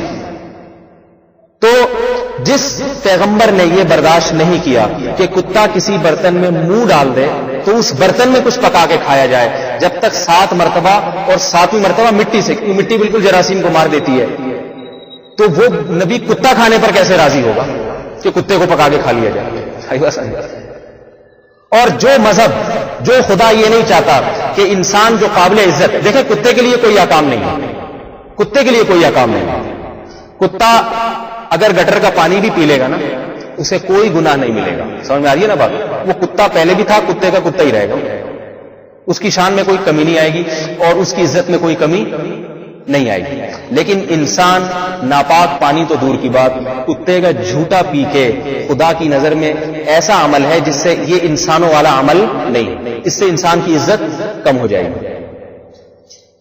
سمجھ میں آ رہی ہے نا بات؟ اس سے انسان کی عزت اللہ کی نظر میں کم ہو جائے گی. اب آپ مجھے بتائیے کہ ایک طرف تو کتے کے جھوٹے برتن میں کھانا کھانے کی اجازت نہیں دی جا رہی کیونکہ ورزقناہم من الطیبات کے خلاف ہے. قرآن کہہ رہے پاکیزہ چیزیں کھاؤ. اگر تم نے اس برتن میں کھا لیا، تھوڑا سا بھی کتے کے لعاب کے اثرات آ گئے تو اب جو نوالا تم پیٹ میں ڈالو گے یہ پاکیزہ چیزیں نہیں ہوں گی، یہ ناپاک چیز ہوں گی. سمجھ میں آ رہی ہے بات؟ ہمارے ایک دوست ابھی چائنا سے ہو کے آئے ہیں، ایک عجیب واقعہ سنایا انہوں نے. میں تو حیران ہو گیا، مجھے یقین نہیں آ رہا. چائنا کتنی ترقی یافتہ قوم ہے اور کیسے صبح صبح دفتروں کی طرف جاتے ہیں نیٹ کلین، صاف ستھرے ہو کے، اور بڑے چمکے دمکے سفید سے، ہر آدمی کی کٹنگ بھی ایسا لگتا ہے بنایا گیا ہے باقاعدہ، سب برابر ایک قد کے، اتنا ڈسپلن، اتنی تہذیب. مگر قرآن کیا کہہ رہے ہیں؟ صرف اتنی تہذیب کافی نہیں ہے. ورزقناہم من الطیبات. اگر تہذیب یافتہ انسان بننا ہے تو پاکیزہ چیزیں کھانی پڑیں گی. وہ کہتے ہیں میں چائنا گیا تو کچھ چائنیز نے میری دعوت کی. وہ اکثر سی فوڈ وغیرہ کھاتے ہیں اور سبزیاں کھاتے ہیں، تو میں نے کہا یہی ہوگا، سبزیاں ان سے ہی ہوں گی، وہ تو ہمارے لیے بھی حلال ہے. کہہ رہے میں گیا تو ہوٹل میں نے جا کے دیکھا کہ پورا سالم بکرا سر سمیت سامنے لا کے رکھ دیا. سر کے بغیر بکرے تو یہاں بھی انہوں نے دیکھے تھے، صحیح ہے نا، پورے بھنے ہوئے. سر سمیت بکرا پہلی دفعہ دیکھا، بڑے خوش ہوئے، پورا روسٹ بکرا. لیکن کہتے ہیں میری دم پہ نظر پڑی تو کچھ ان کے تاثرات اس قسم کے، یہ پتہ نہیں بکروں کی دم شاید چائنا میں اس قسم کی ہوتی ہے، گول گھما کے دم سے مطالعہ کرنا شروع کیا اس بکرے کا. چلو جی دم کو پڑھنا شروع کرتے ہیں، سر تک پہنچتے ہیں. سر جا کے دیکھا تو پتہ چلا بکرا نہیں ہے، کتا ہے. ایک طرف کتے کے جھوٹے برتن میں کھانے پر پابندی اور ایک طرف اس کتے کو پکا کے کھایا جا رہا ہے. سمجھ میں آ رہی ہے بات؟ تو بتاؤ ایسا انسان قابل عزت اور قابل احترام ہے؟ اللہ کی نظر میں قابل عزت. یہ میرا مقصد چائنا والوں کی برائی نہیں ہے, ایک مثال دے رہا ہوں. تو کہتے ہیں مجھے تو گھن آ گئی, میں نے کہا یہ کتا کیسے کھاؤں بھائی, اور کتا بھی ذبح کر کے نہیں. ہمارے اگر کوئی بکرا ذبح کر کے بغیر مردہ کھلا دیں گے ہم کو, تو ہم کو بکرا نہیں کھاتے, صحیح ہے. ہم کہتے ہیں اس کا ناپاک گندا خون پہلے جسم سے باہر نکالا جائے, ایک ایک بوٹی کو نتھار کے صاف کیا جائے, دھویا جائے پانی میں اس کو, اور انتڑیاں اس کی پہلے نکال کے پھینک دی جائیں. سمجھ آ رہی ہے نا بات. ان کے ساتھ تھوڑا گوشت بھی پھینک دیتے ہیں کہ یہ بھی نجاست لگی ہوئی ہے اس سے, اور اس کے بعد دھو کے الگ پکا کے کھاتے ہیں. وہ بکرا بھی کیسے پکاتے ہیں, کتا بھی کیسے پکاتے ہیں, صحیح سالم کتا کوکر میں ڈال دیا, صحیح سالم زندہ, اور اسی میں پکا, اس کے بعد نکالنے کے بعد اس کی آنتیں وانتیں علیحدہ کرتے ہیں. حالانکہ وہ نجاست تو جسم میں سرایت کر جاتی ہے. مرغیاں فارمی کہتے ہیں ایسی پکائی جاتی, زندہ مرغی پکڑ کے ڈال دی ابلتے ہوئے پانی میں. مرغی پک گئی, پکنے کے بعد اس کی کھال گوشت پر علیحدہ کیے جا رہے ہیں کیونکہ اس میں آسانی ہو. وہ کہتے ہیں پیٹ میں کیا ڈال رہے ہو یہ نہیں دیکھو, ایزی کیا چیز فیل کر رہے ہو. ایزی فیل اسی میں ہے کہ اس کو بجائے اس کے کہ آپ وہ ہمارے یہاں جو بیچارہ وہ یہ جو مرغیاں بیچ رہے ہوتے ہیں نا سارا دن, ان کی اپنی حالت دیکھے کیا ہوتی ہے, صرف گوشت کو حلال کرنے کے لیے خون کے چیچڑے میچڑے پتہ نہیں تھپیڑے پڑے ہوئے ہوتے ہیں ان کی دیواروں پہ, لیکن صرف اس لیے کہ پیٹ میں مسلمانوں کو حلال اور پاکیزہ چیز ملے ڈالنے کا. تو میں یہ عرض کر رہا تھا, قرآن نے کہا کہ تمہیں اگر عزت چاہیے, تکریم چاہیے, تو پیٹ میں کیا ڈالنا پڑے گا, بولو بھائی, حلال. تو اب ایک چیز میں قرآن نے دعویٰ کیا تھا الفرقان, حق اور باطل میں تمیز کرنے والی ہے. تو پتہ یہ چلا اس معاملے میں قرآن نے ہمارا کانسیپٹ کلیئر کر دیا کہ اگر قابل عزت بننا چاہتے ہو تو صرف نہانا دھونا کافی نہیں ہے, 3 پیس سوٹ اور ٹائی لگا کے آپ دفتر میں چلے جائیں کافی نہیں ہے. آپ پیٹ میں کیا چیز اتار رہے ہیں. ایک آدمی گند کھا رہا ہے اور اوپر سے خوشبو لگا کے دفتر جا رہا ہے, یہ پاکیزہ اور طہارت والا انسان نہ, یہ مرتا پاکیزہ اور نہ ایسی عورت پاکیزہ. پاکیزگی کے لیے سب سے پہلے پیٹ میں حلال چیز اتاری جاتی ہے, پاکیزہ چیز اتاری جاتی ہے. دوسری بات قرآن, اچھا اس میں میں نے بتایا 2 قسم کی ناپاکیاں, ظاہری نجاست بھی ہو اور روحانی نجاست سے بھی پاک. حکمی نجاست کسے کہتے ہیں, آپ نے حلال چیز کھا رہے ہیں, بالکل ایسی حلال جو سارے مذاہب کے نزدیک اس سے زیادہ پاکیزہ چیز دنیا میں کوئی ہے ہی. مثال کے طور پر شہد کھا رہے ہیں, شہد بڑی پاکیزہ چیز ہے. دودھ پی رہے ہیں, ساری دنیا مانتی ہے بڑی پاکیزہ چیز ہے, لیکن چوری کے پیسوں سے کھا رہے ہیں. سمجھ آ رہی ہے, کسی کا بٹوا سے پیسے نکالے چپکے سے, محنت مزدوری کر کے اس نے کمائے, اور قبضہ کس نے کر لیا, آپ نے. آپ قبضہ کر کے دیکھو, جانور یہ کام بہت کرتے ہیں. ڈاکومنٹریز جو آتی ہیں میں بہت دیکھتا ہوں شوق سے, اس میں اللہ کی قدرت کے بڑے نمونے نظر آتے ہیں. اس میں یہ جو جانوروں کی ڈاکومنٹری آتی ہے, اس میں کئی دفعہ آپ دیکھتے ہیں مگرمچھ نے شکار کیا اور شیر صاحب لے گئے اس کے شکار. ہوتا ہی نہیں ہوتا. شکار کون کر رہا ہے, کھا کوئی اور رہا ہے. بہت ہوتا ہے جانوروں. بلی بعض دفعہ اتنی محنت کر کے مچھلی والے کے پاس گھومتی رہتی ہے کہ شاید ابھی مجھے کچھ تھوڑا سا ٹکڑا دے دے. بڑی محنت کرتی ہے, مچھلی والے کو ترس آتا ہے, ایک سیری پھینکی مگر پیچھے موٹا بلا کھڑا ہوتا ہے, اٹھا کے بھاگا. وہ ابھی آیا وہ ابھی تھا. محنت کس نے کی, مچھلی والے کے دل کو جو ہے نا نرم کس نے کیا, مچھلی والے کے دل کو رام کس نے کیا, دعائیں درود شریف وظیفے اس نے پڑھ کے پھونکے, اور وہ موٹا بلا پیچھے پکڑ کے کھا کے چلا گیا. اس سے بلوں کی صحت پہ کوئی اثر نہیں پڑتا, ان کی غیرت للکارتی بھی نہیں کہ کیا کر رہا ہے, کھا جاؤ, کھانے سے مطلب ہے ہمیں. سمجھا. کتے کو آپ دیکھیں, کتا اپنی گلی میں کسی دوسرے کتے کو برداشت نہیں کرتا. کیوں نہیں کرتا؟ وہ کہتے ہیں میرا دال پانی اس گلی سے وابستہ ہے, میری قوم کا دوسرا آدمی اس میں نہیں آنا چاہیے. اپنی ہی قوم بلی کو برداشت کرے گا, ساری مخلوقات کو برداشت کر لے گا, کتا کتے کو برداشت نہیں کرے گا. حالانکہ غیرت کیا تقاضا کرتی ہے کہ اپنی قوم کا انسان دوسروں کی نسبت زیادہ خیر خواہ ہوتا ہے, رشتہ داروں کا, اپنی قوم کا, ہر آدمی خیال کرتا ہے. پولیس والے چھوڑ دیتے ہیں, آپ کوئی سندھ سے پولیس والا ہے, سندھی بولے جاؤ یار ایسے ہی چلے. فی نفسی ہی یہ جذبہ درست ہے. وہ الگ بات ہے کہ ناجائز امور میں جائز نہیں. فی نفسی ہی اپنی قوم سے محبت. قرآن نے یہودیوں کی ایک بری خصلت بیان کی, فرمایا اپنی قوم کے لوگوں کو دوسری قوم کے حوالے کر دیتے ہو, اپنی قوم کے لوگوں کو. ویسے تو کسی پر ظلم جائز نہیں, لیکن اللہ فرماتے ہیں دولت کی خاطر, پیسوں کی خاطر اپنی ہی قوم پہ. حالانکہ اپنی قوم کے ساتھ محبت تو انسان کی فطرت ہے, غیرت کے خلاف ہے, لیکن کتے میں یہ صلاحیت نہیں. اپنی ہی قوم کا, اپنی ہی نسل کا کتا گلی کیا محلے کے کنارے پہ اگر نظر آ جائے, اتنا بھونکتا ہے جتنا روٹی اس کو ملتی نہیں, مگر بھونکنے میں اس سے زیادہ توانائی خرچ کر دیتا ہے. کیوں؟ اس لیے کہ کتا ہے بھائی, اس کے تو کام ہی کتے جیسے ہے. اس کے لیے یہی مناسب ہے. کتا ہے تو کتے جیسی حرکتیں کرے وہ. لیکن اگر یہ کام انسان کرنا شروع کر دے, انسان کہ میری دودھ کی دکان ہے, بڑی چل رہی ہے, اگر پڑوس میں کسی نے دکان کھولی میں تعویذ گنڈے کرا کے بند کرا دوں گا, یہ غیرت کے بولو بھائی خلاف. اور ایسے لوگ کراتے ہیں جادو ٹونے کرا دیے, وہ میری دکان چلے اس کی نہ چلے, میری تجارت چلے اس کی نہ چلے, میں کھاؤں یہ نہ کھائے, تو بھائی بھائی کا گلا کاٹ رہا ہے. یہ کام کتوں کے لیے تو سوٹیبل ہے. اگر کوئی انسان یہ کام کرے گا تو وہ بھی اللہ کی نظر میں انعام چوپایوں سے بدتر, کا مطلب کتوں سے بدتر ہے. یہ جو ہم بعض لوگوں کو کتے کا لقب دیتے ہیں نا, یہ غلط ہے. یا تو وہ اشرف المخلوقات ہیں ورنہ کتے سے بدتر ہیں. کتا نہیں ہو سکتا انسان اللہ کی نظر میں, بدتر ہی ہوگا یا اس سے افضل ہوگا. درمیان کا کوئی درجہ انسان کے لیے نہیں ہے, کیونکہ کتا اپنی گلی میں اگر کتے کو برداشت نہیں کرتا, سب روٹیاں اپنے پیٹ میں لے جانا چاہتا ہے, اس میں عقل نہیں ہے, اس کی فطرت اللہ نے ایسی بنائی. انسان اگر یہ کام کرے گا تو اللہ فرماتے ہیں تجھے تو میں نے غیرت دی ہے, عقل دی ہے, پاکیزگی سے محبت دی ہے, تو اپنے پیٹ کی لالچ میں سارے اصول اور سارے اخلاقی تقاضوں کو اگر کچل دیتا ہے تو بل ہم ازل, تو کتوں سے بدتر ہے خدا کی نظر میں. میں جلدی جلدی بات کو سمیٹتا ہوں, بات میری کافی لمبی ہو گئی. تو روحانی پاکیزگی بھی ہونی چاہیے اور ظاہری. روحانی کا مطلب یہ ہے جیسے جانور ایسا کرتے ہیں, شکار ایک نے گیا کھا دوسرا گیا, انسان کے لیے یہ چیز مناسب نہیں. ایک آدمی نے رکشہ چلا کر محنت کر کے صبح صبح دفتر جا رہا ہے, سردی گرمی کی فکر کیے بغیر ایک اماؤنٹ جمع کیا, پیسہ جمع کیا, اور دوسرا گن پوائنٹ پہ چھین کے چلا گیا. اب اس سے جا کے شہد خریدے یا مسواک خریدے یا جناب عطر خریدے یا مسجد میں پہننے کے لیے ٹوپی خریدے یا پگڑی خریدے, کچھ بھی خریدے, احرام خرید کے حج پہ چلا جائے گا, اللہ فرماتے ہیں یہ حج قبول نہیں. ان پیسوں سے حج بھی کرے گا, قبول نہیں. کیوں؟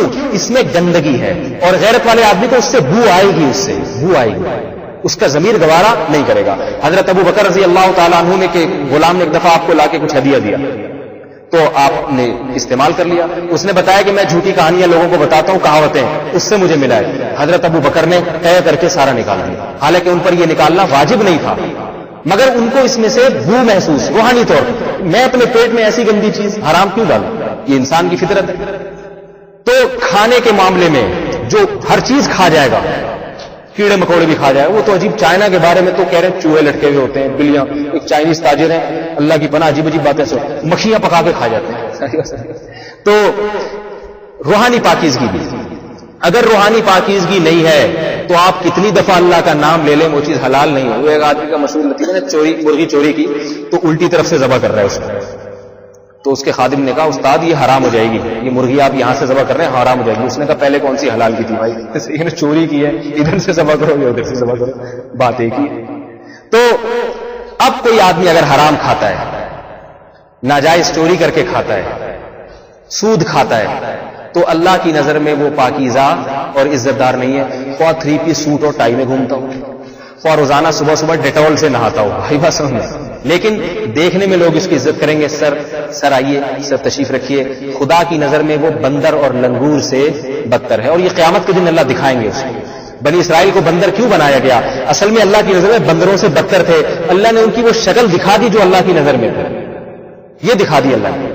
اسی طرح اللہ نے فرمایا وَعْمَلُوا صَالِحًا, صرف کھانے کی بات نہیں ہے, اعمال بھی پاکیزہ ہونے چاہیے. میں کہتا ہوں اسلام نام ہی پاکیزگی اور طہارت کا ہے, نام ہی پاکیزگی.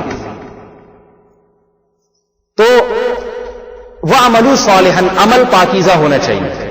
اب عمل کی یہاں کھانے میں تو اللہ کا شکر ہے مسلمان تھوڑا سا حلال کا خیال کرتے ہیں, اعمال میں پاکیزگی کا خیال نہیں کرتے. چوری ایک ایسا عمل ہے جو ناپاک ہے خدا کی نظر میں, ڈکیتی ایسا عمل ہے جو خدا کی نظر میں ناپاک, ظلم ایسا عمل ہے جو اللہ کی نظر میں ناپاک, شرک اتنی بڑی نجاست اور اتنی بڑی ناپاکی کہ اللہ فرماتے ہیں اس سے زیادہ نجس اور ناپاک کوئی ہو نہیں سکتا. دیکھیں قرآن میں آتا ہے انما المشرکون نجس, عربی میں 2 لفظ ہوتے ہیں, ایک نجس اور ایک نجس. دیکھیں نجس اس کو کہتے ہیں جو آدمی ناپاک ہو یا جو چیز ناپاک ہو. رومال پہ ناپاکی لگ گئی تو اس رومال کو کیا کہیں گے؟ نجس, اور اس گندگی کو کیا کہیں گے؟ نجس. سمجھ آ رہی ہے بات؟ قرآن کیا کہہ رہے ہیں؟ مشرکین نجس نہیں ہے, نجس ہیں, گندگی کا مجموعہ. حالانکہ مشرکین اس زمانے میں ابو لہب ابو جہل بڑے خوبصورت تھے, بڑے صاف ستھرے ہوتے تھے, ابو لہب کی یہ دونوں گال سرخ سے ایسے چمکتے تھے جیسے آگ کے انگارے، تبھی بعض لوگوں نے اس کا نام ابو لہب، آگ کا انگارہ، یہ رکھا خوبصورت ہونے کی وجہ سے. لیکن قرآن کیا کہہ رہا ہے؟ گندا ہے، ناپاک ہے. قرآن نے اس کی وجہ بیان کی. فرمایا فکانما خر من السماء الى الارض. جو آدمی شرک کرتا ہے، شرک کا کیا مطلب ہے؟ سب سے افضل مخلوق اس کو بنایا، سب سے افضل مخلوق، اور یہ اپنے جیسے عاجز کے سامنے گردن جھکا رہا ہے، پتھر کی بنائی ہوئی مورتیوں کے سامنے جھک رہا ہے. تو اللہ فرماتے ہیں اس سے زیادہ گھٹیا دنیا میں کوئی نہیں ہو سکتا. ایک آدمی سور کھا رہا ہے، کتے پکا پکا کے کھا رہا ہے، یہ بھی گھٹیا.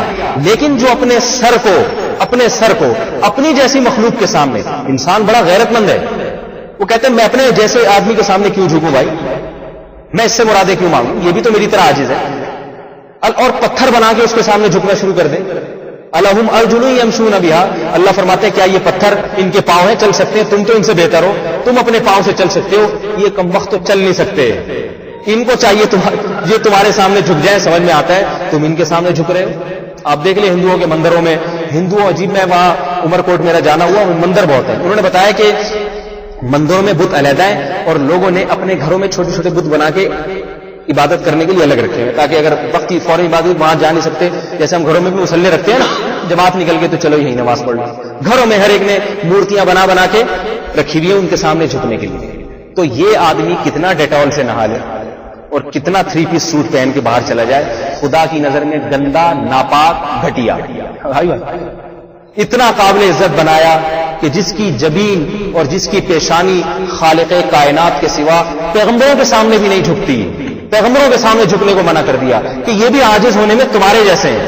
کانا یا کلان الطعام. اللہ نے عیسائیوں سے کہا کہ اے عیسائیوں تم عیسیٰ ابن مریم اور حضرت مریم کے سامنے کیوں جھکتے ہو، ان سے مرادیں کیوں مانگتے ہو؟ کانا یا کلان الطعام، وہ دونوں تو کھاتے تھے، بھوک لگتی تھی، روٹی کے محتاج تھے، تو تم اپنے جیسے محتاجوں کے سامنے کیوں جھکتے ہو؟ یہ ذلت کی بات ہے، ذلت کی بات ہے.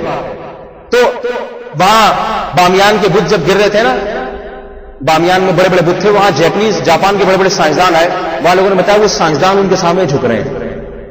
اب دیکھو سائنس کا علم بھی ہے اور 3 پیس سوٹ اور بڑے اپ ٹو ڈیٹ، لیکن کس کے سامنے جھک رہے ہیں؟ وہ بت بھی ایسے، آپ نے کبھی شاید تصویروں میں دیکھو، ایسے جیسے دیو، ان سے زیادہ تو ہم خوبصورت ہیں بھائی، ہمارے پاس آ جاتے جھکنے کے لیے.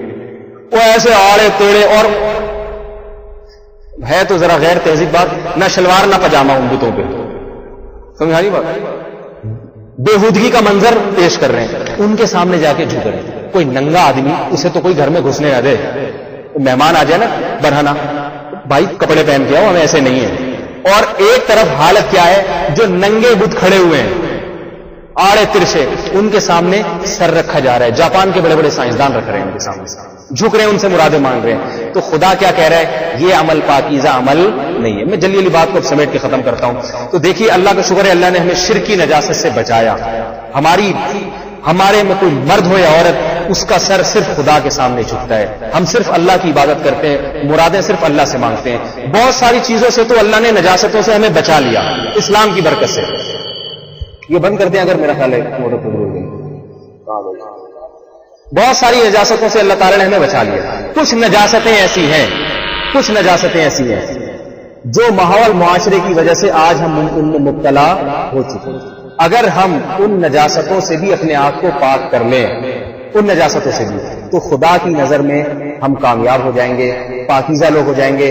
اور اللہ نے پاکیزہ لوگوں کے لیے جنت رکھی ہے، گندے اور ناپاک لوگوں کے لیے جہنم کی آگ. تو وہ کون سی برائیاں ہیں؟ ہم شرک سے بچتے ہیں الحمدللہ.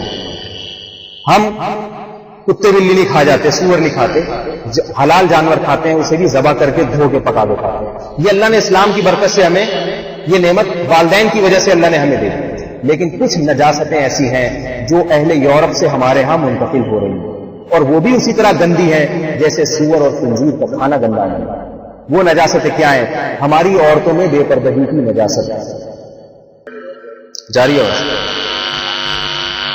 میں یہ عرض کر رہا تھا کہ بہت ساری گندگیوں سے، ناپاکیوں سے تو اللہ نے ہمیں بچایا، لیکن بہت ساری گندگیاں ایسی ہیں جو کفار سے ہمارے ہاں منتقل ہو رہی ہیں اور ہم اس کے عادی ہوتے چلے یار. حالانکہ وہ بھی اسی طرح پلید ہیں، جیسے دوسری ناپاکیاں ہیں.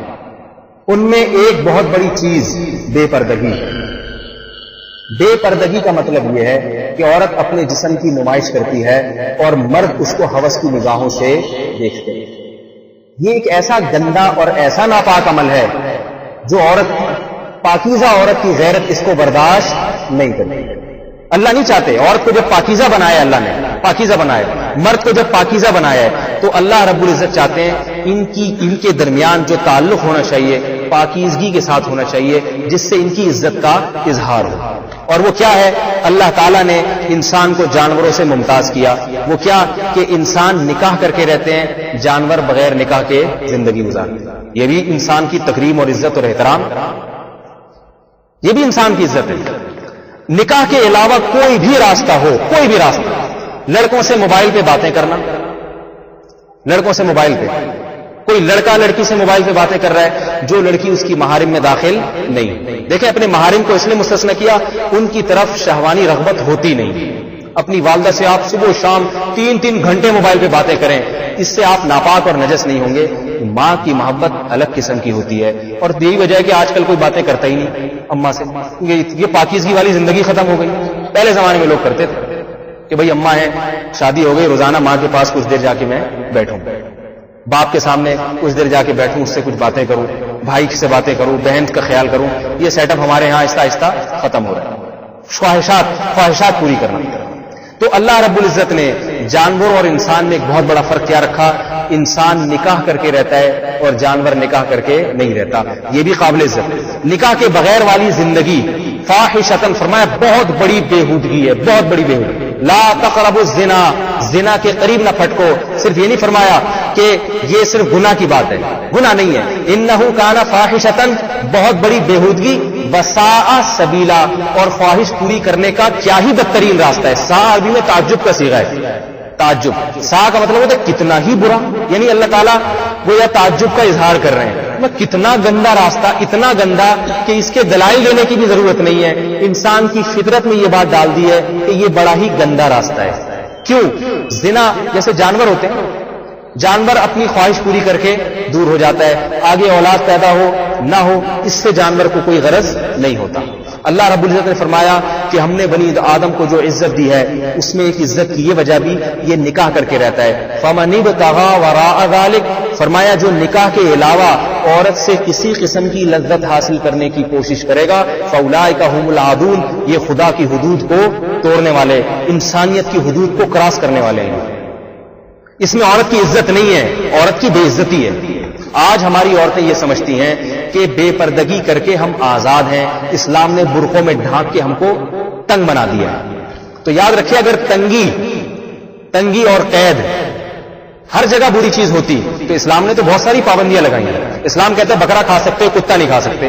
چائنا والے کہتے ہیں اسلام نے مسلمانوں کو کتنے پروٹین سے محروم کر دیا, کہتے نہیں کہتے. انگریز کہتے ہیں سور کی چربی کتنی سستی, کتنی آسان, تمہارے یہاں دوائیاں بنانا مشکل, اور ہم دیکھو کتنے پروٹین کھا جاتے ہیں. صحیح ہے نا؟ تو انگریز کہتے ہیں اسلام نے مسلمانوں کو بڑی قید میں ڈال دیا, ہم آزاد ہیں. تو کیا ہم انگریزوں کی ان باتوں سے متاثر ہوتے ہیں؟ آپ اگر تھک گئے تو میں ختم کر دوں اپنی بات, جلدی بتاؤ متاثر ہوتے ہیں انگریزوں کی؟ ہم کہتے ہیں ہم اس تنگی پر خوش ہیں, مطمئن ہیں. اللہ کا فضل ہے کہ ہم وہ نہیں کھاتے اور ہم حلال کھاتے ہیں. یہ ہمیں پابند بنا کے ہمارا اکرام کیا گیا ہے. ہمیں پاک صاف کرنے کی تنگیاں, غسل جنابت ہم پہ فرض ہے, انگریزوں پہ فرض نہیں. ہم نہاتے ہیں, جمعے کے دن غسل کر کے جاتے ہیں. اب کوئی کہ یار جمعے کے دن غسل کی خام خام اسلام نے معاذ اللہ پخ لگا دی ہے, ایسے ہی چلے جاؤ میلے کو چلے. لیکن ہم خوش ہوتے ہیں, اسلام ہمیں صاف ستھرا دیکھنا چاہیے. نہا دھو کے صاف ستھرا ہو گئے پھر جاؤ. صحابہ کرام آتے تھے پہلے پسینوں میں ہوتے تھے, جمعے کے دن آپ علیہ السلام نے حکم دیا کوئی غسل کر کیے بغیر مسجد میں داخل نہیں ہو. اس میں اکرام کیا, صاف ستھرے ہو گئے. ایک انگریز نے خود لکھا ہے کہ نہانا, ہمارے ایک رشتے دار انگریزوں کے ساتھ بہت رہے, کہہ رہے لکھا کیا خیر کو اس نے بتایا, بہت بڑا انگریزوں کا فلاسفر تھا, تاریخ دان تھا. اس نے اعتراف کیا کہ دنیا کی قوموں کو نہانا مسلمانوں نے سکھایا ہے. جب تک لوگ مسلمانوں سے خلط نہیں تھا دنیا نہانا نہیں جانتی. یہ جاوید چودھری ایک مشہور کالم نگار ہے نا اخباروں میں, اس نے ایک دفعہ مضمون لکھا فرانسیسی قوم کے بارے میں. اس نے کہا فرانسیسیوں کا جب مسلمانوں سے واسطہ پڑا ہے تو یہ نہانا سیکھے ہیں, اس سے پہلے یہ استنجا کرنے کے بعد پانی کا استعمال نہیں جانتے تھے, نہانا تو دور کی بات. اتنے میلے, اور ابھی بھی کوئی اتنے صاف ستھرے نہیں ہیں. ہمارے ایک رشتے دار فرانس گئے, فرانس, میرے اپنے سگے ماموں, میں نام بتا دوں تاکہ آپ کو یقین آ جائے. کہہ رہے میں نے سنا دنیا میں فرانسیسی قوم انتہائی نفیس قوم، خوشبو بہت، ظاہر خوشبو ایک نفاست کی علامت ہے، بھنگی خوشبو نہیں استعمال کرتے، خوشبو ہمیشہ نفیس قومیں استعمال کرتے، تبھی پیغمبروں نے خوشبو بہت استعمال کی۔ حدیث میں آتا ہے نبی علیہ السلام اتنی خوشبو استعمال کرتے تھے گھر سے باہر نکلتے ہی پتہ چل جاتا تھا اللہ کے نبی تشریف لا رہے، خوشبو کے جھونکوں سے پتہ چلتا تھا۔ کہہ رہے میں نے کہا یار یہ تو پیغمبروں کی سنت، یہ تو بڑی نفیس قوم ہوگی فرانس۔ کہہ رہے میں جب گیا تو پتہ چلا یہ کمبخت خوشبو اس لیے استعمال کرتے ہیں کہ ان سے زیادہ بدبو دنیا کی کسی قوم میں ہے ہی نہیں، ان کی مجبوری ہے، 6 مہینے کہہ رہے نہائیں گے نہیں۔ یہ سب کی بات نہیں کر رہا، بہت سے لوگ ایسے کہہ رہے میں نے خود دیکھا صبح اٹھ کے، جو دیکھو کتنی گندگی ہوتی ہے نا، اللہ کے نبی صبح اٹھتے ہی سب سے پہلے مسواک کرتے تھے، سب سے، حالانکہ رات کو مسواک کر کے سوئے ہوتے تھے، دانت صاف ہے لیکن پھر بھی انسان کا لعاب پک جاتا ہے صبح کے وقت، معدے کی خمار اور بدبو منہ میں چڑھ جاتی ہے۔ اللہ کے نبی صبح اٹھتے ہی سب سے پہلے دانتوں کو صاف کرتے تھے، منہ صاف کرنے کے بعد تہجد کی نماز پڑھتے سب سے پہلے کا۔ کہہ رہے میں نے دیکھا صبح اٹھتے ہیں گندے دانت گندے منہ، اتنی توفیق نہیں مل رہی کہ بدبو دور کرنے کے لیے بھائی تو واش روم میں چلا جا تھوڑا کلی گلی کر لے۔ کہہ رہے ہیں کیا کرے گا بدبو دور کرنے؟ اسپرے ماریں گے، منہ کھولا اسپرے چھڑکا دفتر چلے گئے تاکہ بدبو ختم۔ کہہ رہے مجھے پتا چلا انہوں نے خوشبو کی صنعت میں ترقی اسی لیے کی ہے کہ بدبو میں ان کا کوئی دنیا میں مقابلہ نہیں کر سکتا۔ تو اب بتاؤ، وہ تو کہتے ہیں ہم آزاد ہیں، یہ مسلمانوں میں لگی ہوئی ہے تنگ صبح اٹھ رہے مسواک، ہمارے ہاں تو ایسے کہ دانتوں کی پالش اتر جائے، بعض لوگوں کو میں نے دیکھا ایسے رگڑ رہے ہوتے ہیں، اتنا بھی نہیں رگڑنا چاہیے۔ تو اب کوئی کہتے کوئی اتنی پابندیوں میں جکڑ دیا اسلام نے، فرانسیسی تو یہی کہتے ہیں یہ کیا روزانہ نہا رہے ہیں، روزانہ اٹھ کے نہا رہے ہیں، ہمارے اتنا اسلام نے ہمیں غسل کا عادی بنا دیا ہے کہ بعض لوگ روزانہ نہائے بغیر ان کو سکون نہیں ملتا، سکون نہیں ملتا اور وضو تو 5 ٹائم، یہ تو ہمارے ایمان کا حصہ ہے، مرد بھی ہوگا عورت بھی کرے گی۔ ایک ڈاکٹر دین پر آیا، ڈاکٹر ایلوپیتھک ڈاکٹر، میں نے کہا آنے کی وجہ کیا بنی، یعنی اس کی بات کا مفہوم بیان کر رہا ہوں۔ کہہ رہے میں نے دیکھا جس مذہب میں 15 دفعہ ناک صاف کرنے کا حکم ہے، 15 دفعہ، ہر نماز میں آپ 3 دفعہ ناک صاف کرتے ہیں نا وضو میں، تو 15 دفعہ جس مذہب میں ناک صاف کرنے کا حکم ہے وہ مذہب کتنا پاکیزہ ہوگا، کتنا پاکیزہ ہوگا۔ 15 دفعہ ناک صاف کرنے کا حکم ہے۔ فجر میں آپ اٹھتے ہیں 3 دفعہ ناک میں پانی ڈالتے ہیں، اور حدیث میں آتا ہے اللہ کے نبی ناک میں چھوٹی انگلی سے ناک کی صفائی کیا کرتے تھے۔ آپ صلی اللہ علیہ وسلم جب مسواک کرتے تو صحیح حدیث ہے صرف دانت صاف نہیں کرتے، صحابی کہتے میں نے دیکھا مسواک اپنے حلق کے کنارے تک لے جاتے تھے تاکہ زبان کے آخری کنارے پر جو میل کچیل ہے وہ بھی باہر نکل جائے۔ صحابی کہتے ہیں میں نبی کے الفاظ سن رہا ہوں، آخ آخ کی آواز آپ کے گلے سے مجھے آ رہی تھی، کیونکہ مسواک گلے تک پہنچاتے تھے، حالانکہ رات کو دانت صاف کر کے سوئیں گے، دانت صاف کر کے سوئیں گے۔ تو وہ ڈاکٹر دین کی طرف آیا، یہ چیزیں سوچ۔ تو اب ہم کہیں یار یہ کیا پابندی، 15 دفعہ ناک صاف کرو، یہ بات صبح اٹھ کے دانت مان لو، تو ظاہر ہے جو سلیم الطبع ہوگا وہ کہے گا بھائی مجھے یہ پابندی منظور ہے، میں نہاؤں گا، صاف ستھرا رہوں گا، میرے کپڑے ناپاک ہوں گے، مجھے دھونے کا حکم ہے۔ بھنگی کو یہ بڑی مصیبت نظر ہے، بھنگی گٹر میں بھی چلا جاتا ہے نا، نکلتا ہے اگلے دن کسی اور کے گٹر میں، ایسے ہی رہتا ہے۔ بھنگی ہم کو دیکھ کے تعجب کرتے ہیں یار یہ پتہ نہیں گٹر میں نہیں گھس سکتے، اتنی ٹینشن ہے، گٹر ان کے 3 دن سے بند پڑے ہوئے ہیں، پڑوسیوں کے گھروں میں جا کے جناب وہ قضائے حاجت کر رہے ہیں، اپنا گٹر نہیں، ہم کہیں گے بھائی یہ تنگی ہمیں اس میں نہیں گھس سکتے، ہم اتنے گندے نہیں، اس کے لیے اللہ نے تمہیں بنایا، آؤ تم صاف۔ تو جب طبیعت میں پاکیزگی ہوتی ہے اور طہارت اور پاکیزگی کا احساس بیدار ہو جائے تو انسان ان پابندیوں پہ خوش ہوتا ہے۔ فطرت اللہ، دیکھیں قرآن نے بھی بتایا، فرقان ہے نا، حق اور باطل کو جدا کرنے والی، قرآن نے دعویٰ کیا فطرت اللہ التی فطر الناس علیہا، فرمایا میں نے جتنے احکام دی تمہاری نیچر اور فطرت کا حصہ ہیں، جو چیز انسان کی فطرت کا حصہ ہو اس پہ عمل کرنے میں تکلیف تھوڑی ہوتی ہے، اس کو خوشی ہوتی ہے۔ ہمیں حکم دیا ماں باپ کے سامنے اف نہ کرو، یہ بہت مناسب حکم ہے، انسان کی غیرت مند آدمی چاہتا بھی ہے کہ میں اپنے ماں باپ کو تکلیف نہ دوں، ہمیں حکم دیا قرآن نے۔ دیکھیں میرے پاس کئی لوگ آتے ہیں سگے بھائی کو زکات دے سکتا ہوں، ان کا خیال ہوتا ہے بھائی یہ تو اپنا سگا بھائی ہے، اس کو دے دی تو یہ تو اپنے ہی فائدے کی کام ہو گیا، اس لیے وہ کہتے ہیں پڑوس میں جا کے دو سگے بھائی کو۔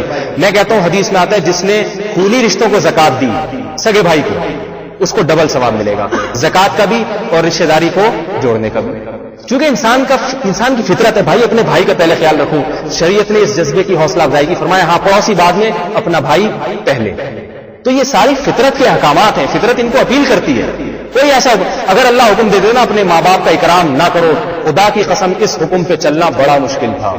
اگر اللہ حکم دیتے بیوی سے محبت نہ کرو، بڑا مشکل حکم تھا اس حکم پہ چلنا۔ اللہ اگر عورت کو حکم دیتے شوہر کی اطاعت نہ کرو، جو کہے وہ ہمیشہ اس کو الٹا کیا کرو، جیسے اہل یورپ میں سکھایا ہے، انگریزوں کے یہاں یہ سکھایا گیا ہے شوہر جو کہے تم اس کی پابند نہیں ہے، الٹی چلو ہمیشہ. طلاقیں ہوتی ہیں اور کچھ نہیں نکلتا، اور بلکہ طلاقوں پہ آدھی جائیداد دینی پڑتی، لہٰذا طلاقیں بھی نہیں ہوتی ہوئے تو طلاق سے تمہیں آدھی جائیداد گولی مار دو، زہر پلا دو، پتہ ہی نہ چلے کس نے پلایا. الٹے احکام جاری کیا. شریعت نے حکم دیا عورت کو کہ شوہر کی اطاعت کرے، کیونکہ نہیں کرے گی اللہ نے طاقتور شوہر ہی کو بنایا. عورت اگر اس کی بات مان کے نہیں چلے گی تو میرے بھائی کمزور طاقتور کو زبردستی نہیں بنوا سکتا، اس کی مان کے چلے گا تو محبت رہے گی. اور شوہر کو حکم دیا کہ کمانے والے تم ہو، تم اس کا خیال کرو کمزور کا، یہ تم عورت ہے اس طرح کما نہیں سکتی جیسے تم کماتے ہو، لہذا سارے خرچے تم اٹھاؤ اس کے. تو بتاؤ یہ فطرت کو اپیل کرتے نہیں کرتے؟ ان میں کون سی ایسی چیز ہے جو خلاف فطرت ہو؟ انسان چاہتا بھی ایسے ہی ہے. تو یاد رکھیے کہ عورتیں جو یہ کہتی ہیں نا کہ یہ پردہ برقع یہ ٹینشن ہے، یہ جناب قیدیں ہیں، آزاد ہوں، جیسے آج کل میڈیا پہ آزادی کی باتیں ہوئی، مردوں کے شانہ بشانہ چلیں گے، ہم بھی ملازمتیں کریں گے. تو خدا کی قسم یہ آزادی ایسی ہے کہ سلیم الطبع عورت اس آزادی کو کبھی قبول نہیں کرے گی، کیونکہ اس میں عورت کی ذلت بہت ہے، ذلت بہت ہے. میں جلدی بتا دوں، دیکھیں جب بے پردگی پھیلتی ہے نا، بے پردگی پھیلتی، سب سے بڑی ذلت کی بات عورت مرد کی ہوس کا نہ بنتی. اسلام نہیں چاہتا کہ میں نے ایک پاکیزہ عورت بنائی، اس سے اپنی خواہش ایسا مرد پورا کرے جو اس کی ذمہ داری اٹھانے کے لیے تیار نہیں، نہ اس کی اولاد کی نہ اس کی. اللہ نے مرد کو کہا کہ اگر تو کسی عورت سے اپنی خواہش پوری کرنا چاہتا ہے تجھے اس کی بہت بھاری قیمت دینا پڑے گی. وہ کیا قیمت ہے؟ ساری زندگی اس کا دال پانی، اس کی رہائش، اس کا نان نفقہ اور اس کی ہونے والی اولاد کی ذمہ داری تمہارے کندھوں پر ہے. سمجھ میں آ رہی ہے بات؟ تمہارے کندھوں پر ہے، تاکہ عورت کو ذلت سے بچایا جائے. اور دوسری بات، تمہارا مرد جب اس سے نکاح کرے گا، ایگریمنٹ تمہارے ساتھ ہوا ہے، جس عورت سے ایگریمنٹ نہیں ہوا اس کی طرف نظر اٹھانے کی اس کو اجازت نہیں. تو بتاؤ یہ پابندی عورت کے حق میں مفید ہے یا نامفید؟ بتاؤ نا.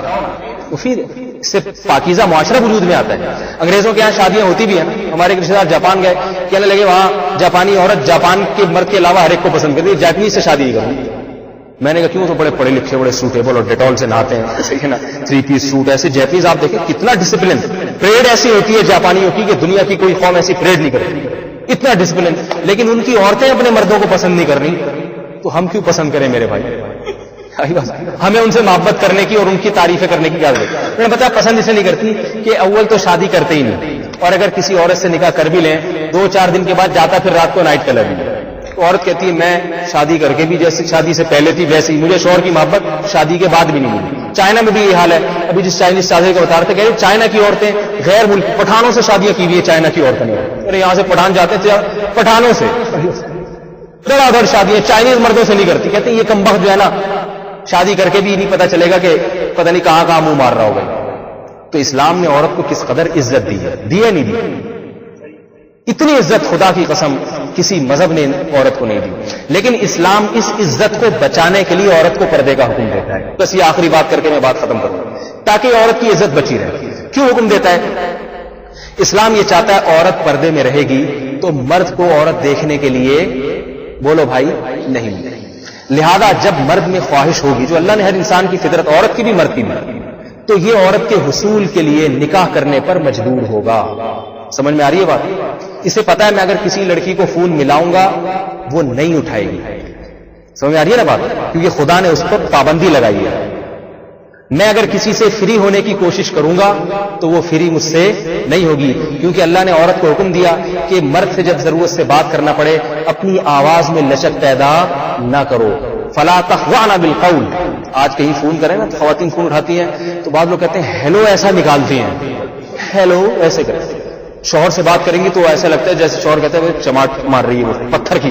لیکن جب ویسے فون اٹھائیں گی اتنا خوبصورت قسم کا ہیلو نکلے گا. بعض لوگوں نے ہیلو پہ شادیاں کرنی ہیں. ایک صاحب کا سچا واقعہ بتا رہا ہوں، کہہ رہے ہیں وہ خاتون نے فون ہیلو، اتنا خوبصورت ہیلو. میں نے کہا یار ہیلو اتنا پیارا ہے، خود کتنی خوبصورت ہوگی. اور جناب پھر اس سے باتیں ہوتی، بڑی خوبصورت انداز میں باتیں کرتی تھی. انہوں نے کیا کیا؟ بغیر دیکھے شادی کر لی. ان کا یار جب شادی کی تو بڑے پچھتائے. انہوں نے کہا بھائی جتنی خوبصورت آواز تھی نا اتنی ہی بدصورت شکل و صورت. خیر یہ تو ایک واقعہ ہو گیا. تو اللہ نے عورت پہ پابندی لگائی کہ مردوں سے اختلاط نہ کریں. اس کا فائدہ عورت کو ہے، وہ یہ ہے کہ جب مردوں کو عورت دیکھنے کے لیے نہیں ملے گی، نہ دفتر میں، نہ بازاروں میں، تو مرد کیا کرے گا؟ اپنی خواہش پوری کرنے کے لیے باقاعدہ پیغام بھیجنے پر مجبور ہو جائے. وہ کہے گا بھائی ایسے تو نہیں ملے گی، لڑکی کے والد سے جا کے بات کرو، رشتہ لے کے بھیجو. اپنے والدین کو بھیجے گا، اپنی بہنوں کو بھیجے گا، بڑا سمجھائے گا، بجھائے گا. اس کے بعد عزت احترام کے ساتھ اس کو گھر لے کر آئے گا اور ساری زندگی اس کا خرچہ، اس کی اولاد کا خرچہ اٹھائے گا.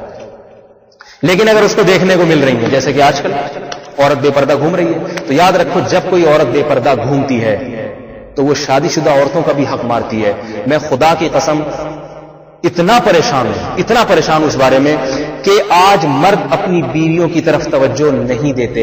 ان کو ٹیلی ویژن پہ ایک سے ایک اداکارہ فنکارہ نظر آ رہی ہے، دفتروں میں ایک سے ایک حسین جمیل عورت نظر آ رہی ہے، جس کا سب سے ایک نقصان جس میں سب مبتلا ہیں، دیندار بھی بے دین بھی. وہ نقصان یہ کہ اپنی بیوی پہ اچھی لگنے نہیں لگتی. کہتے ہیں یار اس کو تو 10 سال سے دیکھ رہے ہیں. ایک آدمی خود میرے پاس آیا، میں آپ کو باتیں میں ذرا کھڑی کر رہا ہوں معذرت کے ساتھ، لیکن حقائق ہیں یہ. ایک داڑھی والا آدمی تہجد گزار میرے پاس آیا، کہنے لگا میں بازار میں بیٹھتا ہوں، اتنی عورتیں گزرتی ہیں قریب سے، میں نظر کی حفاظت کرتا ہوں پھر بھی نہیں ہوتی، کیونکہ اتنی عورتیں اور اتنا بےہودہ لباس میں، کہہ رہے اتنی اٹریکشن ہوتی ہے ان میں. کہہ رہے میں جب گھر آتا ہوں تو ایک دن میں نے اپنی بیگم سے کہا، بیگم 10 سال ہو گئے مجھے یہی ڈیزائن اور یہی چہرہ دیکھتا ہے، تو کم از کم ایسا کر لے، بازار میں تو ایک کوئی سانولے رنگ کی، کوئی گورے رنگ کی، کوئی جناب سرخی مائل گوری، اور کوئی دبلی، کوئی موٹی، ہر طرح کی چیزیں مل رہی ہیں. بیگم تو کسی طرح جا کے اپنی شکل ہی تبدیل کروا لی. یہ حالات ہو گئے. وہ تو بیچارہ صاف گو تھا، اس نے بتا دیا. لیکن خدا کی قسم اکثر گھروں میں حالات ایسے ہی. بیویوں سے محبت ختم، رکھا ہوا ہے، خرچہ اٹھا رہے ہیں، خاندان معاشرے کا خوف ہے، ڈر ہے، کچھ شرافت کا بھی خیال کرتے ہیں کہ بھائی ایسے چھوڑ دیں گے کہیں ایسا نہ ہو ہماری بیٹیوں کے ساتھ بھی ظلم. لیکن ایک طبعی محبت، دلی محبت جو انسان کے اپنے اختیار میں نہیں ہے، وہ ختم ہے. میں ایک دفعہ بیان کر رہا تھا شرعی پردے پر، میں نے کہا سالی پر لازم ہے کہ بہنوئی سے پردہ کرے. تو بعض خواتین کو اتنا مشکل دین، بہنوئی سے بھی پردہ. میں نے کہا اس میں آپ کی بہن کا تحفظ ہے. سمجھ میں آ رہی ہے نا بات؟ جب ایک عورت سے نکاح ہو گیا تو شریعت کہتی ہے کہ اب تم صرف اسی کو دیکھ سکتے ہو، اس کی بہنوں کو نہیں دیکھ سکتے. سمجھ آ رہی ہے بات؟ اب جو سالیاں آگے بیٹھیں گی تو نتیجہ کیا نکلے گا؟ لوگ تجزیہ کرتے ہیں کہ یار یہ والی ذرا زیادہ اچھی لگ رہی ہے مجھے، اگر یہ اس سے کر لیتا نا یہ کمبخت میری قسمت میں نہ آتی. اس طرح کی باتیں کر رہے ہیں. اللہ نے پابندی لگا دی کہ جس لڑکی کو تم لے کر آئے ہو تمہیں وہی ملے گی دیکھنے کی، باقی تم سے نقاب اوڑھیں گی، پردہ کریں گی. تو یہ کس کو فائدہ جا رہا ہے سارا؟ بولو بھائی، عورت کو جا رہا ہے. انگریز نے یہ پابندیاں ہٹا دی تو اب مرد کو، تو اصل میں عورت جب بے پردہ ہوتی ہے تو مرد آزاد ہوتا ہے. سمجھ آ رہی ہے نا بات؟ مرد کی آزادی بڑھتی ہے.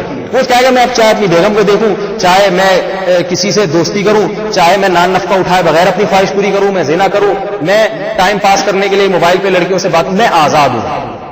اور عورت محدود ہو جاتی ہے.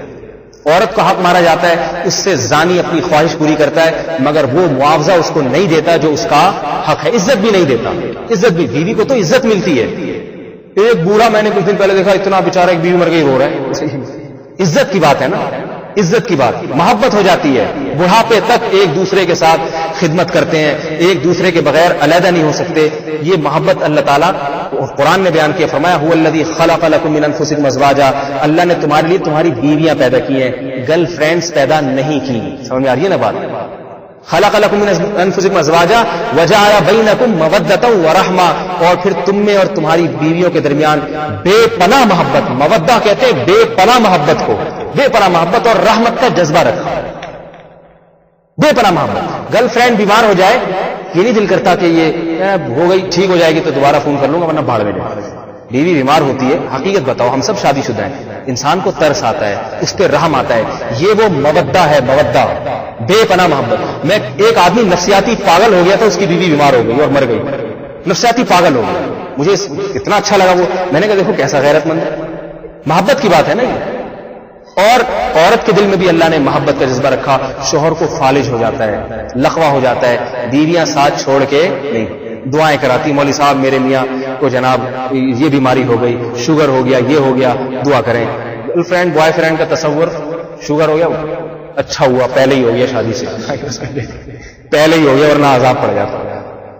تو بے پردہ عورت ہونے سے مرد آزاد ہوتا ہے، عورت پہ ظلم اور زیادتی ہوتی ہے، اور عورت پردہ کرے گی، مرد پابند ہو جائے گا۔ ایک بزرگ فرما رہے تھے کچھ نہیں دیکھنے کو ملے گا، بولے گا میرے لیے تو میری بیگم، میرے لیے تو میری بیوی۔ جن معاشروں میں پردہ ہے وہاں لڑکیوں کے بالغ ہوتے ہی دھڑا دھڑ رشتے آتے ہیں، نکاح ہو جاتے ہیں بر وقت اور عزت دار گھرانوں میں جاتی ہیں۔ جن علاقوں میں جتنی بے پردگی ہے وہاں عورت کو سب کچھ بنانے کے لیے تیار، کوئی بیوی بنانے کے لیے تیار نہیں۔ اور یاد رکھو جب عورت بیوی بنانے کے لیے تیار نہیں تو پھر عورت کسی کی بیٹی بھی نہیں بنتی، اسے باپ سے بیٹی والی عزت نہیں ملتی، بھائی سے بہن والی عزت نہیں ملتی۔ انگریزوں کے ہاں بھائی بہن کا تصور کیوں ختم ہو گیا ہے؟ شادی کا تصور جب ختم ہوا تو عورت صرف گرل فرینڈ اور خواہش پوری کرنے کے لیے ہے، عورت کسی کی بیٹی۔ ہمارے ہاں ایک عورت کو باپ کی طرف سے علیحدہ محبت ملتی ہے، باپ کتنا اپنی بچی سے محبت کرتا ہے نا، کتنا محبت۔ یہ نکاح کی برکت ہے، اور بے پردگی ہوگی نکاح کا رواج ختم، لہذا بیٹیوں کو باپ سے محبت بھی نہیں ملتی۔ ہمارے یہاں باپ کتنی فکر مند ہوتے ہیں بیٹیوں کے لیے۔ یہ عورت کے دل میں، اللہ نے باپ کے دل میں جو بچی کی محبت، تو بچی بھی تو عورت ہے نا، یہ محبت اللہ نے اس پردے اور نکاح والے نظام کی برکت سے رکھی ہے۔ باپ کتنا پریشان ہوتا ہے بیٹیوں کی شادیاں کرنی ہے، کتنوں کو برین ہیمریج ہو جاتا ہے بچیوں کے غم میں۔ تو یہ بچیوں کو اتنی عزت کہاں، کس نظام کی برکت سے مل رہی ہے؟ یہ اسلام کی جو نکاح کی پابندی اور نامحرم عورت سے اختلاط سے دور والی پابندی، اس پابندی کا فائدہ ہے عورت اٹھاتی ہے کہ لڑکی کو باپ سے عزت ملتی ہے۔ باپ مر جائے گا بھائیوں سے عزت ملے گی، اور نکاح کے بعد شوہر سے، اور اولاد ہونے کے بعد اولاد سے عزت ملتی ہے۔ بوڑھی مائیں دیکھیں، عورت کا حسن آہستہ آہستہ جب ختم ہوتا ہے اس کے بیٹے جوان، جیسے وہ بوڑھی ہوگی بیٹے جوان ہوتے چلائیں گے۔ بڑھاپے میں ایسی عزت ملتی ہے جو جوانی میں نہیں ملی۔ ہمیں یاد ہے ہماری دادی 85 سال کی جس وقت انتقال ہوا، اتنی بوڑھی، نہ صحیح سنتی تھی نہ صحیح بولتی تھی، لیکن ہمارے گھر میں ایسے کوہرام بچھا ہوا تھا، رونا دھونا، جیسے گھر کی ایک بہت اہم شخصیت ہم سے دور چلی گئی۔ انگریزوں کے ایسا ہوتا ہے، بوڑھا مر گیا ویسے عیدی سینٹر میں جمع کرا دیتے ہیں۔ تو بڑھاپے میں کیوں مل رہی ہے؟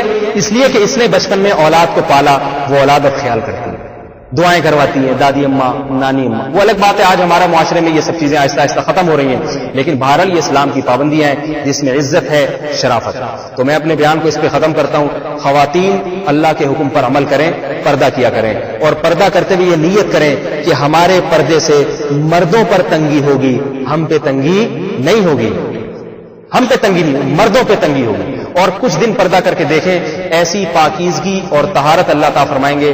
میں نے بے پردہ عورتوں کو تو بہت زیادہ پردہ کرتے ہوئے دیکھا ہے، بہت سی توبہ کرتے ہوئے، لیکن باپردہ عورت کو جو پھر پردے میں لذت محسوس ہوتی ہے، اس کے لیے پھر بے پردگی بڑا مشکل کام بن رہا ہے۔ اس کو اس میں لذت محسوس ہوتی ہے، تحفظ محسوس ہوتا ہے۔ تو اور اسلام میں جو سب سے اہم حکم ہے نماز کی پابندی۔ جب اللہ نے بنایا ہے، پیدا کیا ہے، تو یہ نجاست والی بات ہے، ناپاکی والی بات ہے کہ انسان اس خدا کے شکر کے لیے اس کے سامنے سجدہ نہ کرے۔ تو ہم پاکیزہ زندگی گزارنا چاہتے ہیں، ہمیں نماز پڑھنی چاہیے، شکر ادا کریں۔ اسلام نے ہماری عبادت اتنی پاکیزہ بنائی ہے۔ ہندو دیکھو مندروں میں گندے ہو کے جاتے ہیں، گندے ہو کے باہر نکلتے ہیں۔ ہمیں حکم دیا خذوا زینتکم عند کل مسجد، زینت اختیار کرو نمازوں سے پہلے، صاف ستھرے کپڑے ہوں، وضو ہو۔ عورت کو حکم دیا پورے جسم کو ڈھانک لے، اسکارف پہن لے، پورا جسم ڈھکے گا۔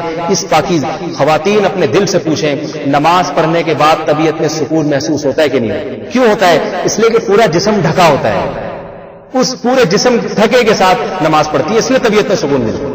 تو اللہ تعالیٰ ہمیں ان پابندیوں کی حکمت اور مصلحت سمجھنے کی توفیق عطا فرمائے، اور ان پابندیوں کو اپنے حق میں رحمت سمجھنے کی توفیق عطا فرمائے، اور ان پابندیوں پہ عمل کی ہمیں توفیق عطا فرمائے۔ سبحانک اللہم و بحمدک، نشہد ان لا الہ الا انت، نستغفرک و نتوب الیک، نستغفرک و نتوب الیک۔